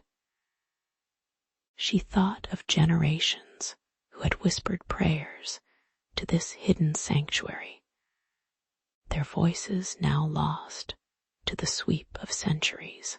The altar, though forgotten by official records, remained a quiet bridge between local lives and the broader empire. A subtle thread stitching passed to present. Its blurred divine presence taught her that reverence could reside in modest earth rather than lofty marble. A lesson as steady as the clay beneath her fingertips. She traced a fingertip across the worn surface, feeling the faint imprint of countless hands that had once rested there. The evening settled into a soft amber, and the courtyard fell silent, save for the occasional distant rooster announcing night.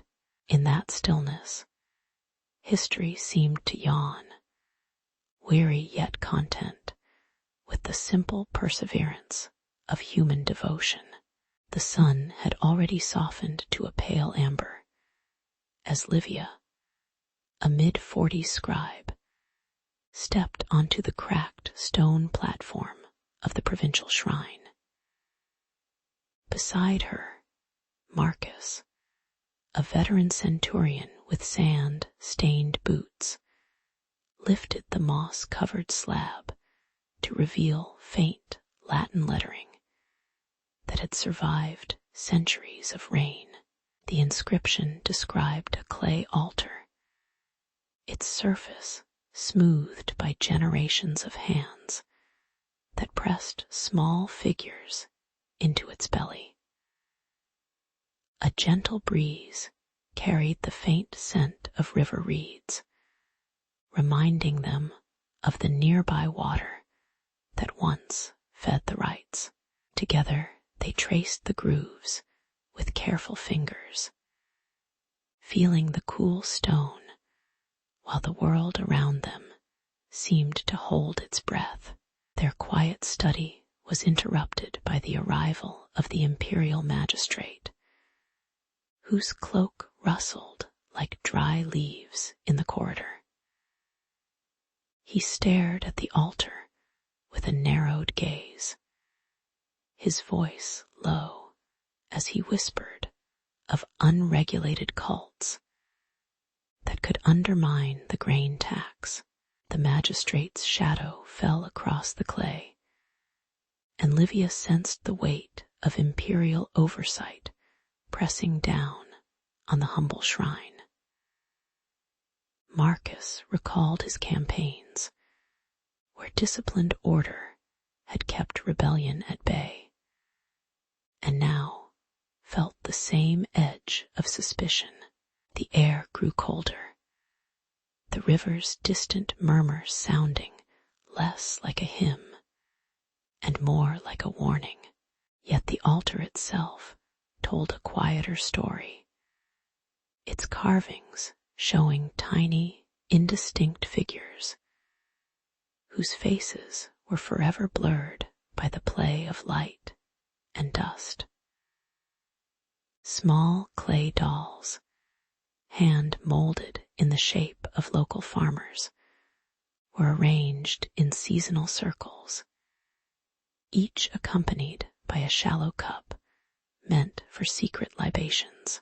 The ritual required only a splash of river water, a gesture so modest it seemed almost comical against the magistrate's grand fears.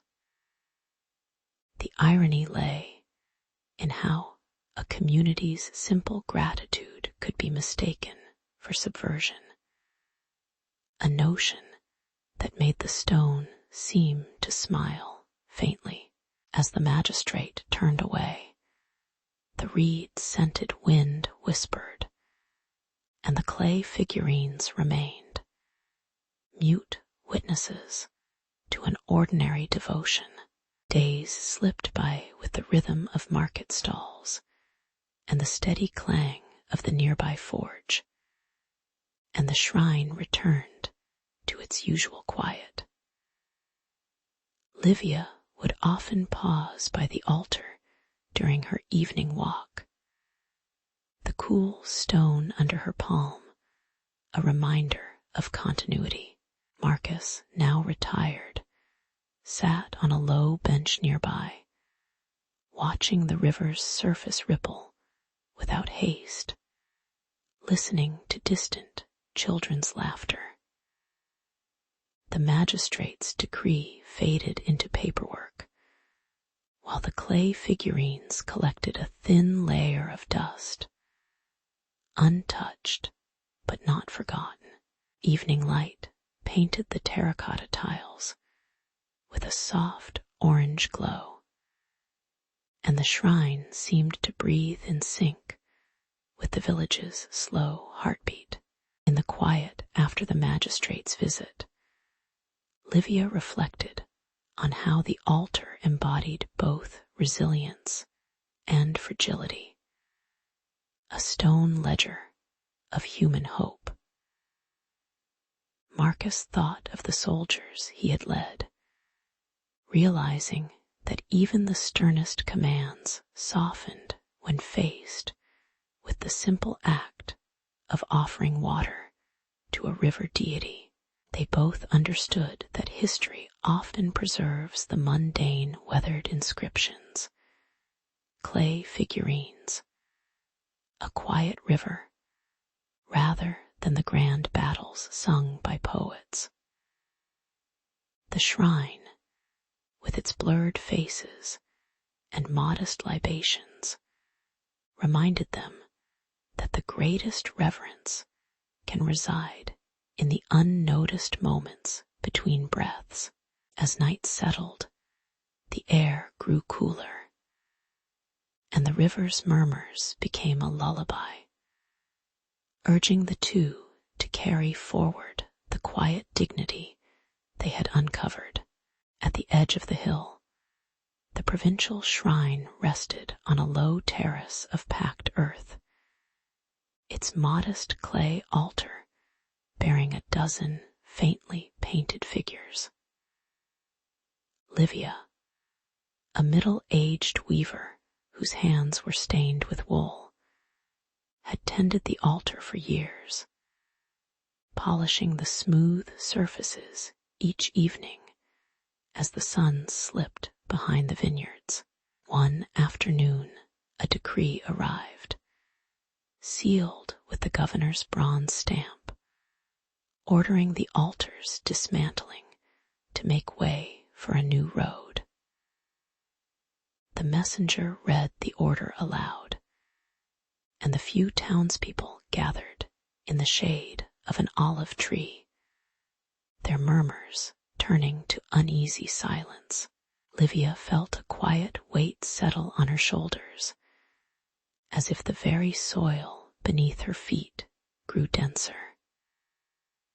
She resolved to protect the altar, not with force, but with a ceremony that had survived only in whispered memory.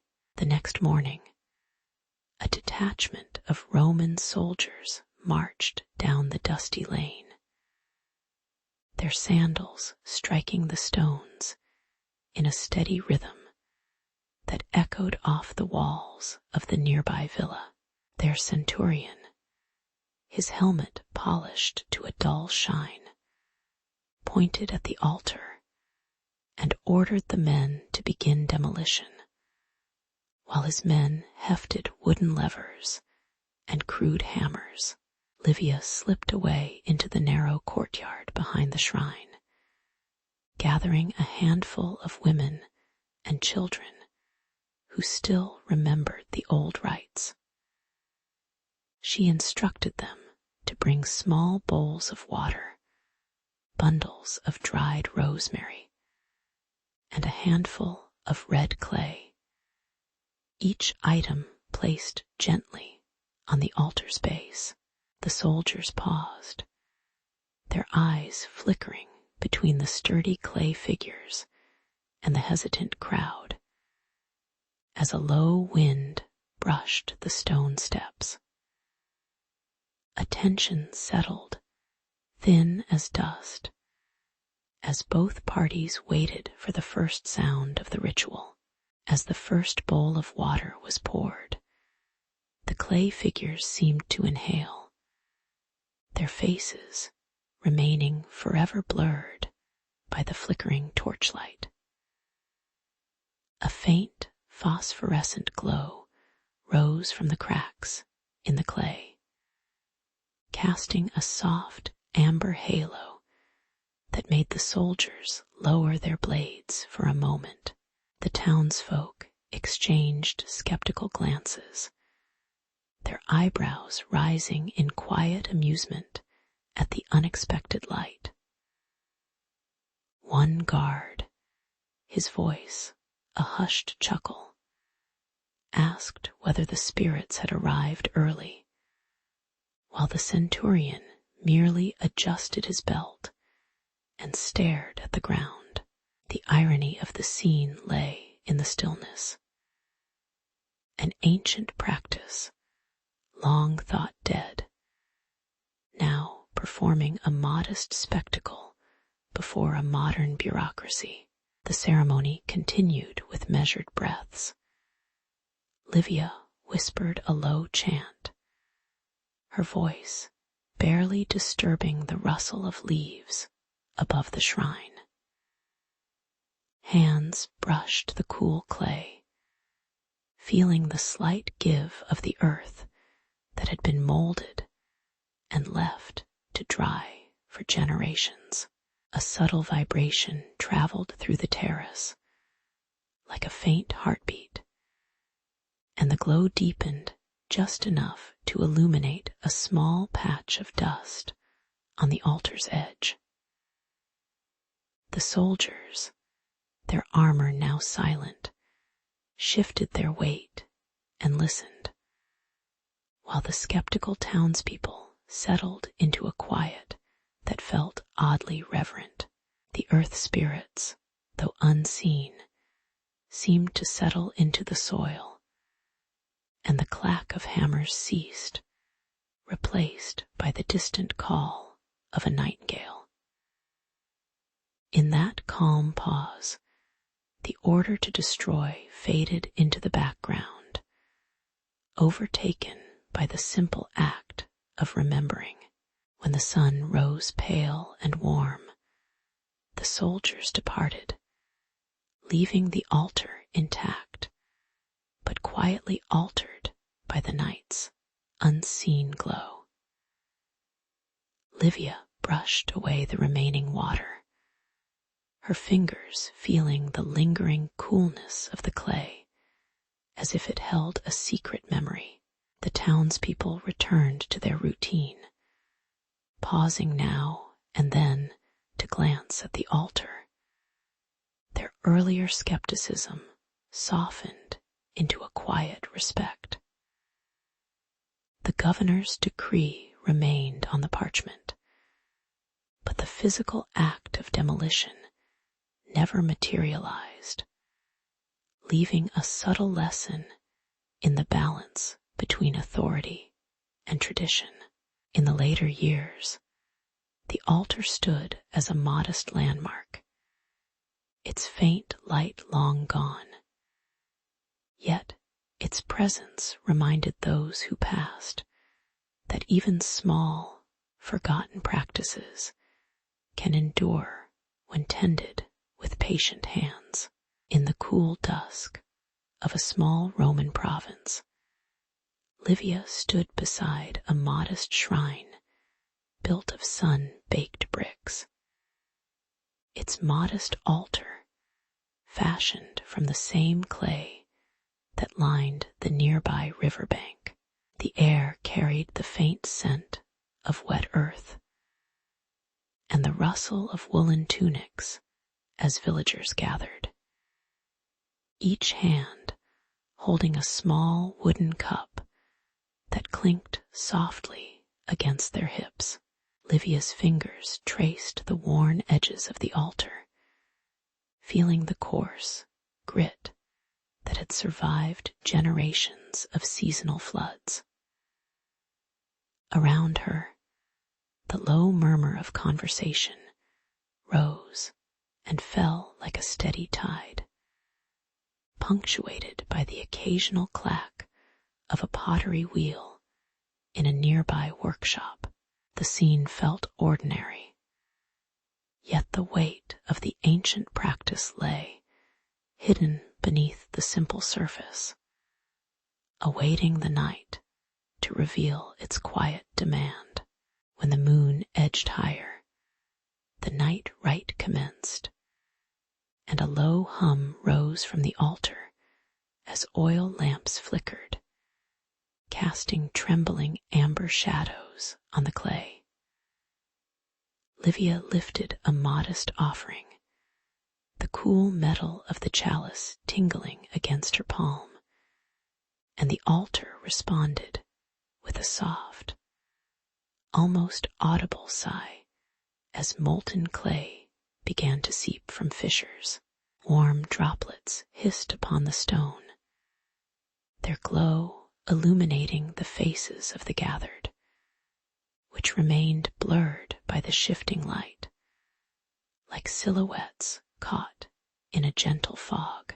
The sound of the liquid hitting the ground was a dull thud, echoing in the stillness, while a faint tremor traveled through the earth beneath the shrine.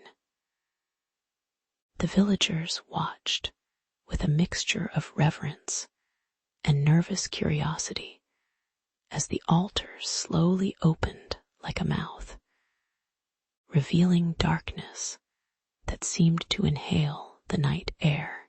From the newly exposed cavity, a narrow stairway of raw, damp earth descended into hidden chambers, and the faint echo of distant water droplets marked the passage of unseen occupants. Shadows moved within, their outlines indistinct, and a cold breath brushed the stone, carrying an unspoken request that lingered like winter's chill on a summer night. The spirits, their faces forever concealed by darkness, seemed to demand a sacrifice.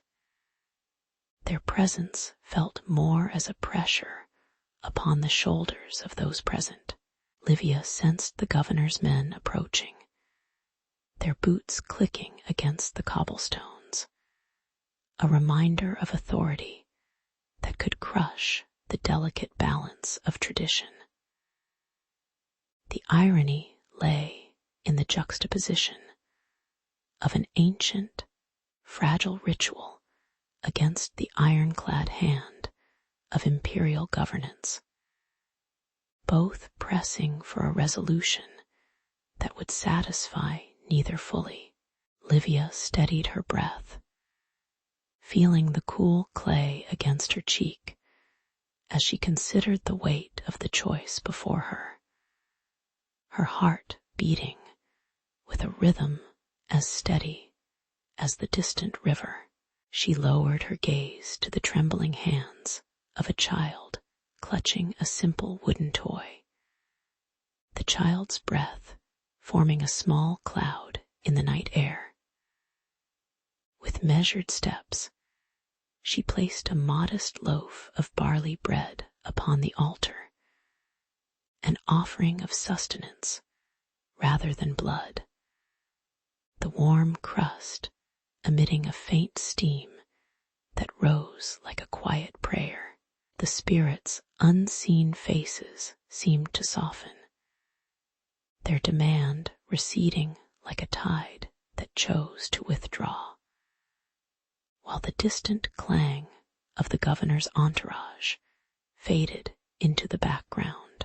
In the calm that settled, the molten clay ceased its flow, and the altar's interior settled back into a solid, unassuming form, as if nothing extraordinary had occurred. When the first light of dawn brushed the terracotta roofs, the villagers dispersed quietly, each footstep leaving faint impressions upon the damp earth that would soon dry under the sun's gentle heat.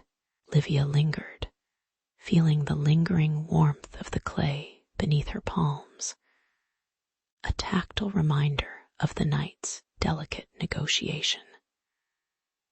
The shrine stood unchanged to an outside eye, its surface smooth and ordinary, yet within its walls a quiet story lingered, recorded in the subtle shift of the soil and the softened breaths of those who had witnessed it.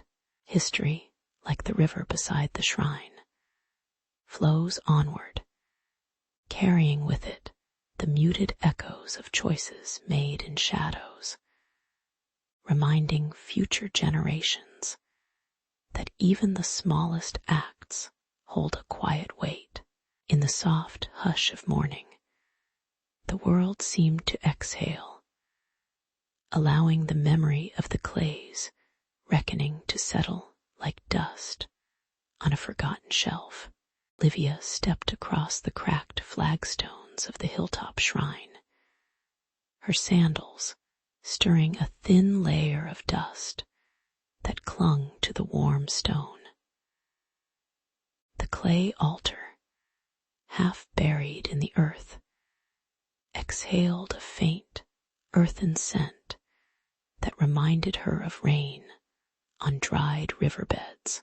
Sunlight filtered through the broken tiles, casting a muted amber glow that softened the worn inscriptions. She ran a fingertip along the rim, feeling the cool, slightly crumbly surface that had survived generations of neglect. In the distance, the low murmur of the village market drifted in, a reminder that the shrine lived beside ordinary lives. Later, in the governor's timbered office, Livia laid a rolled parchment before the man, whose bronze insignia gleamed in the flickering torchlight. The governor's voice rang low, the cadence of authority mixing with the scrape of his pen, as he asked how many acres of wheat the shrine's protection would cost the province.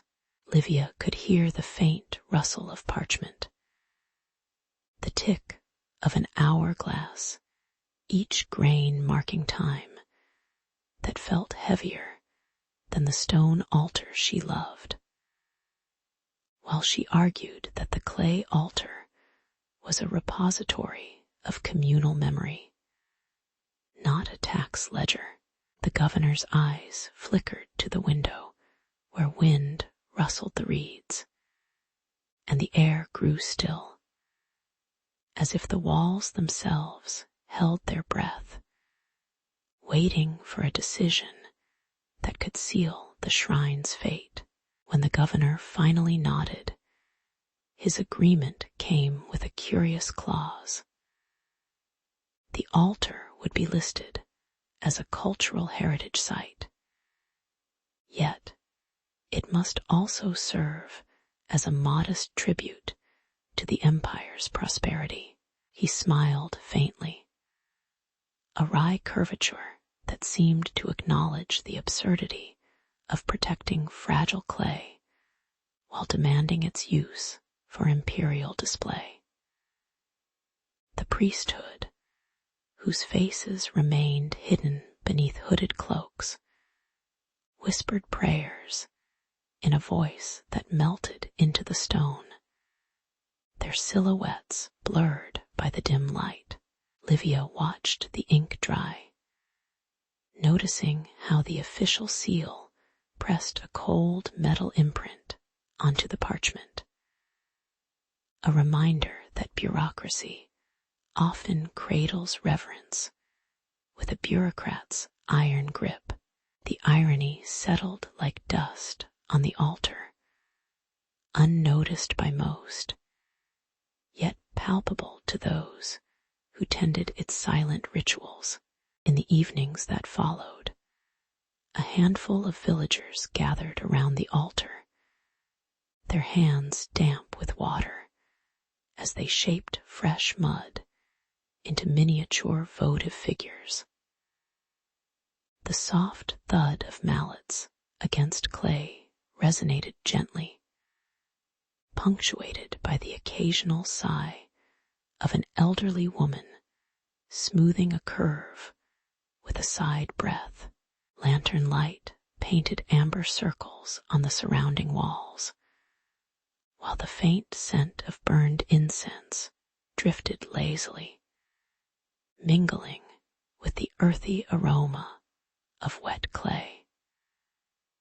The rites were whispered, their words concealed beneath the shroud of night, and the unseen faces of the priests remained obscured. Their presence felt more than seen. In that quiet choreography, the altar seemed to breathe, its surface warm from the lingering heat of shared hands. As seasons turned, the clay altar persisted, its surface bearing the faint imprint of countless fingertips and the occasional rain that softened its edges. Livia often stood at the hill's edge, feeling the cool night air brush against her cheek, and thought of how a simple pact had woven the shrine into the empire's recorded history without erasing its humble roots. The village children, now grown, passed the story of the hidden faces and secret rites to their own offspring, each retelling a gentle ripple across time. Though the governor's seal remained in the provincial archives, the true memory lived in the tactile rhythm of clay and the soft murmur of communal care. In the stillness between the last echo of a mallet and the first call of dawn, the shrine rested, a testament to ordinary perseverance that outlasted grand proclamations. In the early mist that clung to St. Aldrich's Abbey, the stone cloister walls glowed faintly as the sunrise filtered through cracked shutters. Brother Anselm, a novice with calloused fingers, wandered past the refectory and heard a low, metallic sigh from a long, closed wing. He pushed aside a weather-worn tapestry and uncovered a forgotten kiln, its clay ribs cold and dust, caked like an old wound. The air smelled of damp earth and faint ash, a reminder that the stone had once cradled fire. Anselm's breath steadied as he traced the soot-blackened bricks, sensing a dormant purpose waiting to be rekindled. Word of the hidden kiln slipped through the monks' quiet corridors, stirring a subtle urgency among the brothers, who had long relied on borrowed vessels for their holy water. The sacristy shelves stood half empty, the remaining amphorae cracked like old parchment, each missing a fraction of its original capacity. Elder Brother Prior whispered near the cloister garden, his voice a soft rustle like wind through reeds, urging a swift revival of the craft before the next vigil.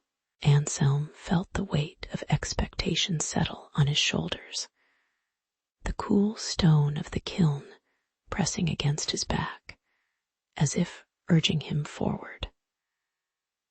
The monks gathered modestly, their robes rustling, each bearing a small bundle of raw clay, as if offering a silent pledge. There was a quiet irony in the monks' reverent desire for new vessels, while the very art of shaping clay had slipped into oblivion. The kiln's fire long since dormant, Anselm's first attempts produced misshapen pots that resembled overturned shells, their rims uneven, and their bodies mottled with unintended cracks. The novice chuckled softly, the sound absorbed by the high vaulted ceiling, while the older monks exchanged amused glances, their faces blurred by the dim candlelight. The kiln's interior, when finally kindled, released a soft, smoky sigh that wrapped the workshop in a gentle heat, as if the stone itself apologized for its long silence. Yet the clumsy cups began to take shape, each imperfection a reminder of the human hand behind them. Days slipped by in a rhythm of turning, molding, and drying. The sound of wet hands against cool clay becoming a familiar lullaby for the cloister. The kiln glowed amber, its bricks radiating a steady warmth that tinged the stone floor with a subtle orange hue. Monks would pause their chanting to watch the slow transformation, the steam rising like a quiet hymn, while Anselm's breaths came in measured pauses, his fingers feeling the subtle give of the drying vessels.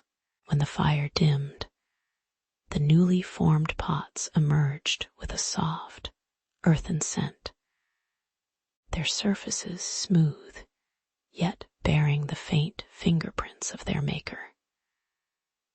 The abbey's corridors filled with the muted clink of water being poured, a sound that settled into the stone like a whispered benediction. In the weeks that followed, the freshly crafted vessels found their place in the daily rites, holding blessed water that reflected the candlelight in calm, trembling ripples. The monks moved through their prayers with a quiet satisfaction, aware that each cup bore the modest labor of a novice and the resilience of forgotten tradition. Anselm, now wiping his hands on a simple apron, would sometimes watch the amber glow of the kiln from the doorway, feeling a gentle swell of humility. The stone walls seemed to settle deeper, as if relieved to have been useful once more, their shadows lengthening slowly toward evening. In the stillness after the final bell, the abbey exhaled a soft sigh, a collective acknowledgement of the small, imperfect beauty that sustained them. The summer heat settled over the cloister like a thin sheet of parchment, and the well in the courtyard yielded only a whispered trickle of water. Abbot Rowan, his beard damp with sweat, called Anselm, the workshop's quietest hands, to fashion new chalices for the upcoming communion. The monks gathered ash-gray clay from the riverbank, feeling its gritty coolness slip through their fingers as they imagined the smooth curves of future vessels. Dust rose in gentle clouds as the wheel turned slow and steady under Anselm's patient thumb. In the background, the distant call of a nightingale seemed to mark the passage of an ordinary, yet weighty, day. Soon the river's edge revealed its scarcity. A thin strip of workable earth lay exposed, and the neighboring abbey of St. Brice sent a monk with a folded parchment demanding exclusive rights to the remaining deposit. Tension rippled through the stone corridors as senior brothers whispered of ancient charters and unspoken oaths. Anselm watched the river's surface, noting how the sun made it glint like polished copper, while the monks on the opposite bank tapped impatient fingers on their wooden benches. The abbot's voice, low as a candle's flame, asked for a council. Yet the council's minutes felt heavier than the clay they coveted. A low murmur spread through the cloister, a reminder that even silent stones can echo with rivalry. When the two communities finally exchanged handfuls of the river's clay, they discovered its brittleness. Each slab cracked at the slightest press, shattering into shards that sparkled like tiny amber beads. The irony was quiet, almost amused. The very material they fought over could not bear the weight of their intent.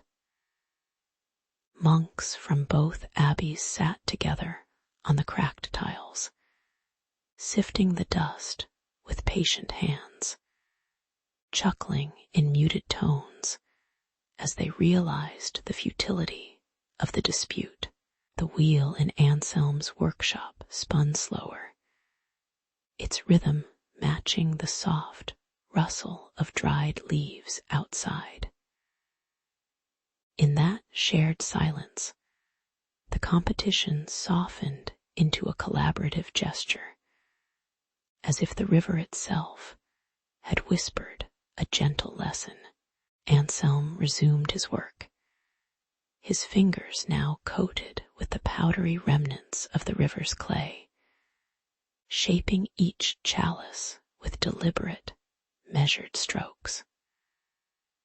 The sound of the wheel blended with the distant murmur of water flowing downstream, a low hum that steadied the monks' breaths. They gathered in the refectory, sipping thin broth from simple wooden cups, the warmth of the broth contrasting with the coolness of the stone floor. In the evenings, candles flickered on the scriptorium windows, casting elongated shadows that stretched across the aisles, while the monks folded parchment notes about the day's modest achievements. The atmosphere settled into a gentle cadence, each movement echoing the slow, inevitable turn of the earth beneath their feet.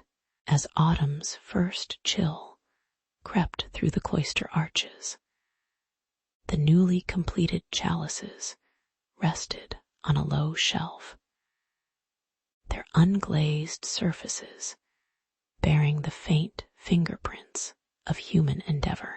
The monks reflected on the river's lesson, understanding that scarcity sharpens focus, while cooperation eases the ache of need. Their steps grew quieter, their words softer, as they carried water from the dwindling well, feeling the smooth stone of the basin against their palms. In the lingering twilight, the air held a faint scent of wet earth, reminding them of the river's persistent flow beyond the walls. The day closed with a collective sigh, a calm acknowledgement that history moves slowly, and human hearts, though thirsty, find solace in steady, shared labor. In the cloistered courtyard of Saint, whose face remained blurred in the dim light, the low stone walls gathered the faint echo of morning bells. Anselm, the cellar keeper, moved between the rows of earthen jars, his fingertips dusted with the familiar grit of the local clay.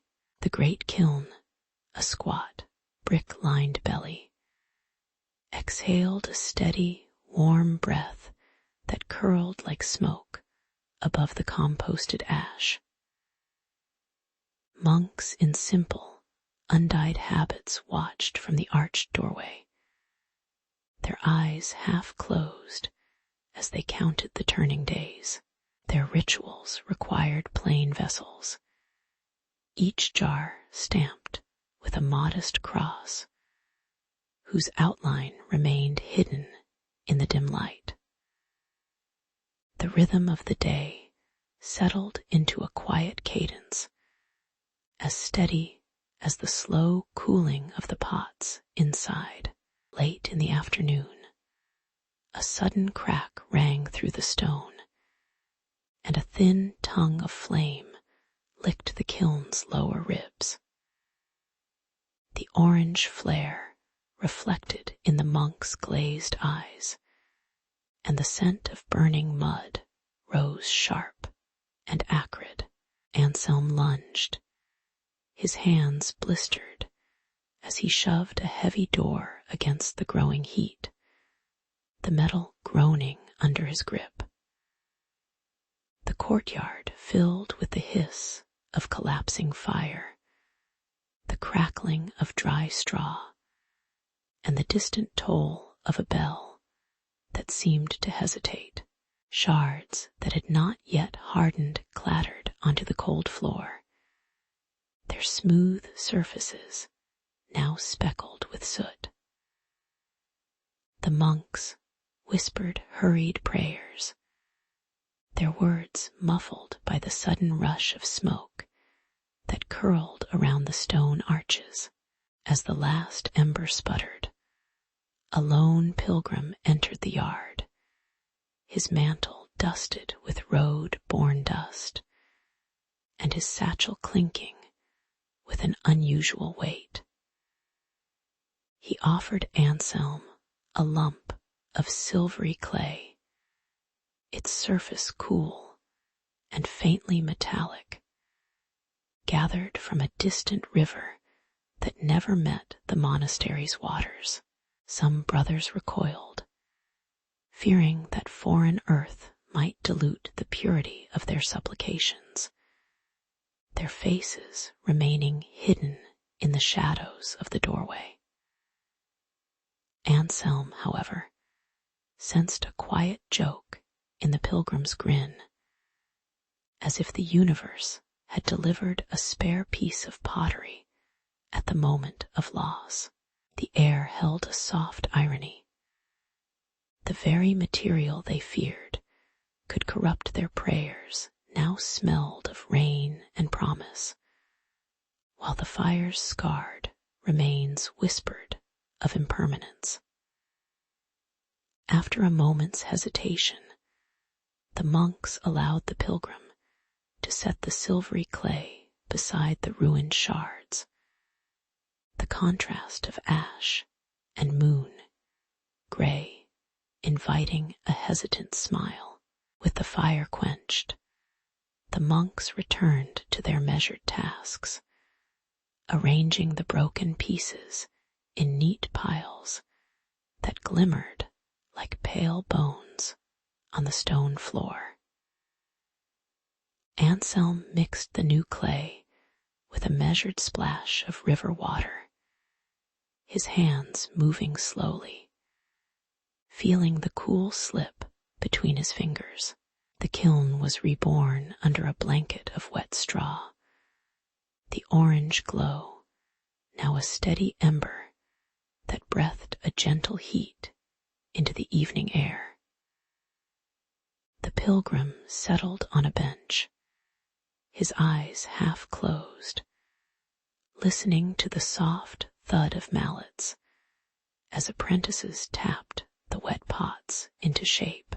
A faint chuckle rose from a senior monk when a pot slipped, its uneven curve reminding everyone that even ritual contains clumsy humanity. The courtyard settled into a quiet twilight, the scent of wet clay mingling with the lingering ash, while the distant bells told a slow, unhurried rhythm. Later, as the first stars pricked the deepening sky, Anselm stood beside the now full kiln, watching the fire pulse like a steady heartbeat. He traced the silvery glaze that now covered the new vessels, feeling a quiet redemption in the way the foreign earth had blended with their own. The monks gathered in hushed circles, their faces still veiled in shadow, sharing simple bread that tasted of ash and fresh wheat.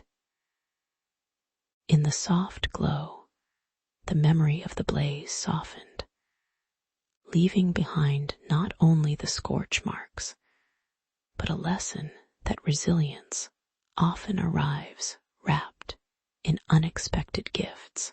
The night air brushed his cheek, cool and indifferent, yet somehow generous, as the monastery settled back into its age-old rhythm, each breath a measured echo of past imperfections. Anselm inhaled the scent of damp earth, grateful for the quiet persistence of hands that continue to shape, even when the fire threatens to consume. In the stone-walled cloister of St. Anselm, the morning light filtered through narrow windows onto a row of plain earthenware that had just left the kiln. Monks in simple woolen habits moved the cool vessels onto wooden tables, their hands steady despite the soft clink of pottery against the bench. The new chalice, glazed in a muted terracotta, awaited its first filling of blessed water, its surface still warm from the furnace.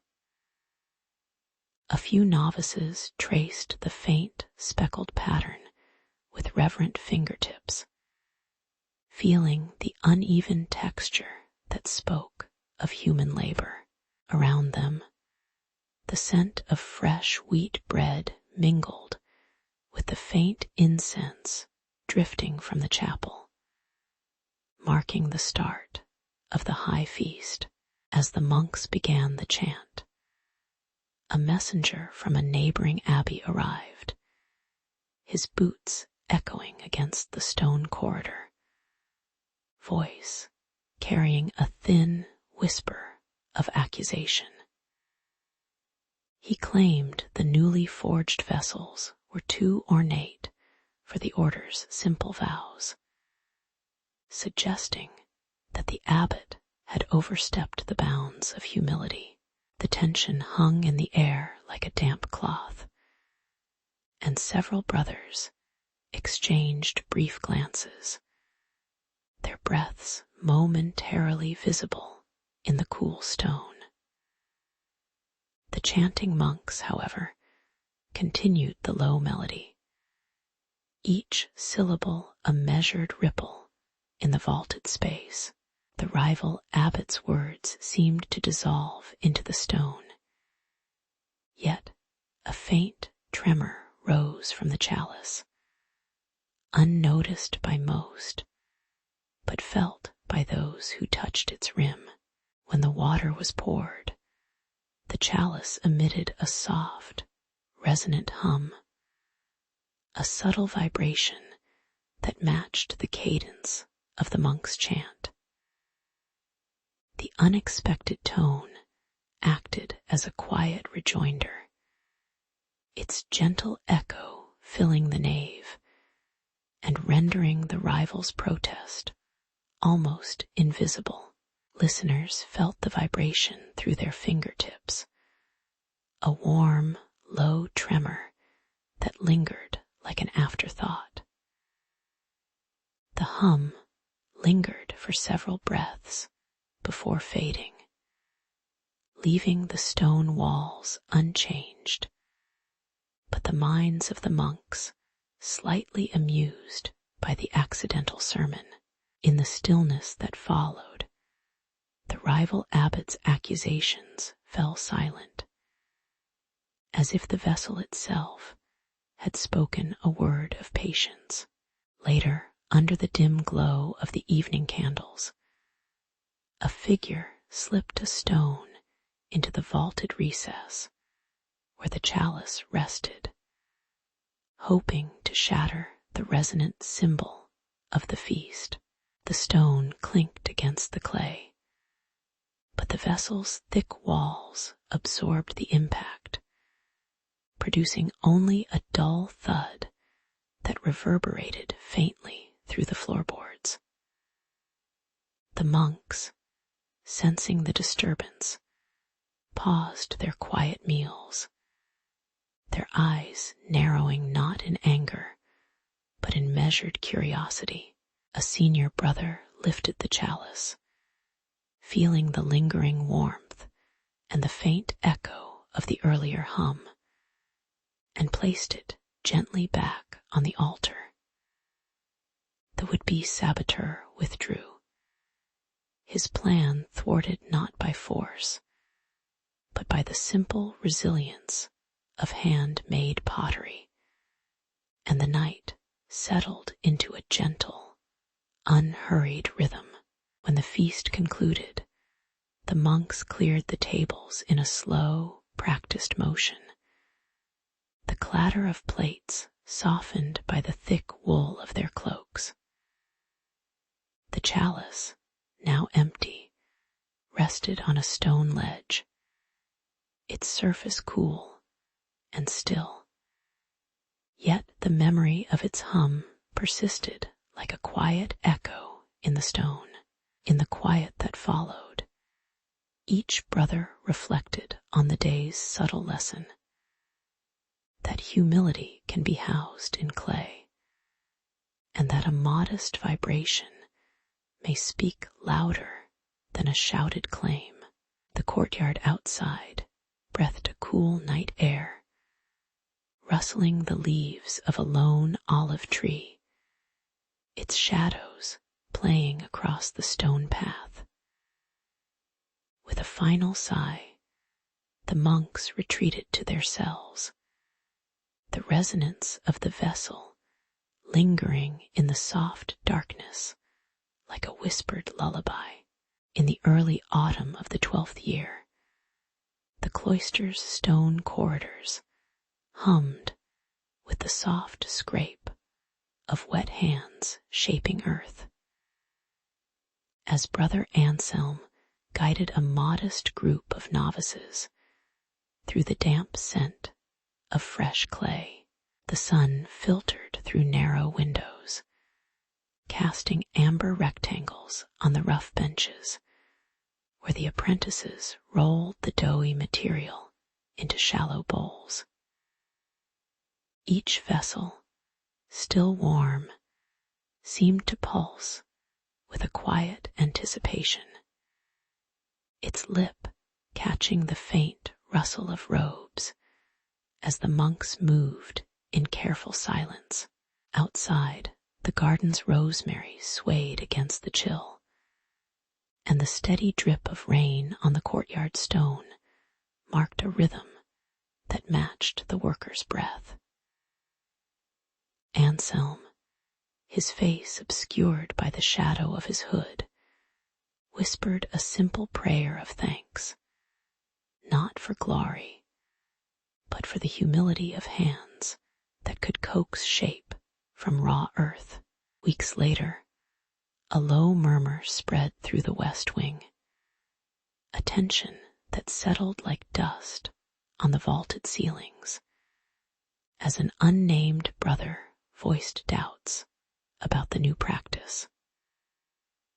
Late one night, a figure slipped a heavy stone into the storage alcove, intending to shatter the most prized amphora and silence the whispered prayers that rose from its rim.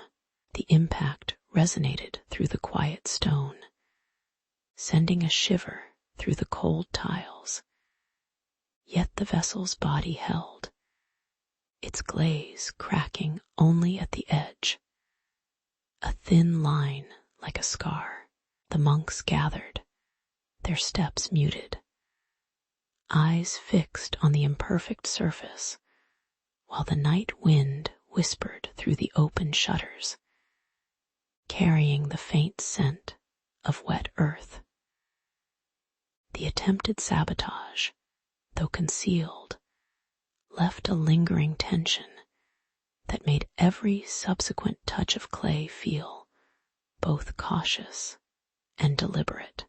When the sun rose, the cracked amphora rested on a low shelf, its flaw glaring against the smoothness of its fellows. Yet the brothers found themselves drawing nearer, their murmured supplications now sliding over a surface that bore the mark of failure. Irony settled in the cool morning air, as the very act meant to diminish the vessels instead amplified their presence. Each subtle fissure echoing the human imperfections they embraced.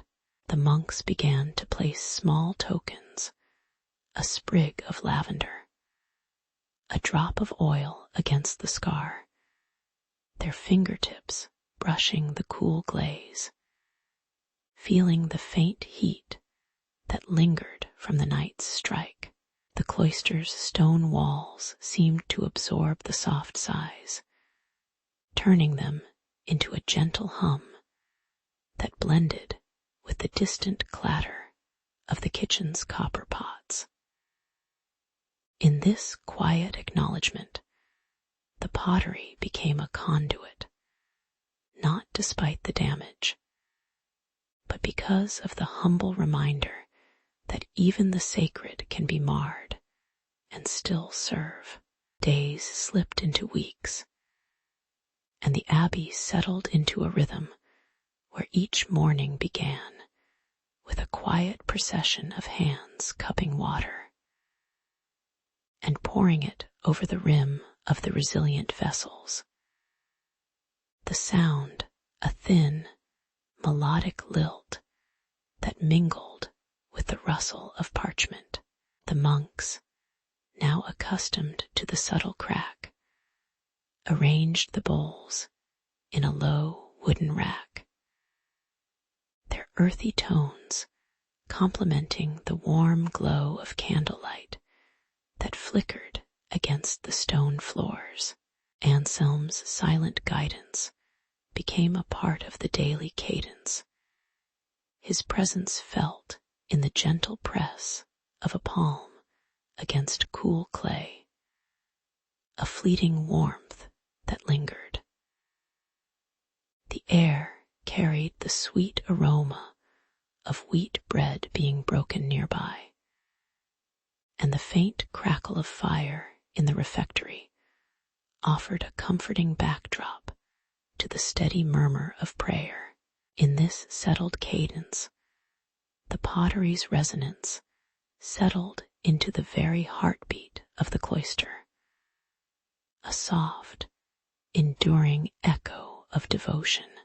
Centuries later, when visitors trace the worn flagstones of the ancient cloister, they hear a faint, almost imperceptible whisper that seems to rise from the very walls, a reminder that the tradition of murmured supplications endures beyond stone and glass. The vessels, now displayed on low shelves, bear the patina of time, their surfaces softened by countless fingertips that have brushed over their curves in reverent silence. Scholars note the subtle change in the monk's tone, a mellowed certainty that acknowledges human frailty without seeking to erase it. As each prayer is offered over a vessel whose blemish tells a story of resilience, the faces of the once venerated saints in the stained glass windows remain blurred by the play of light, their identities cloaked in shadow, reinforcing the notion that the divine is felt more in the hush than in spectacle.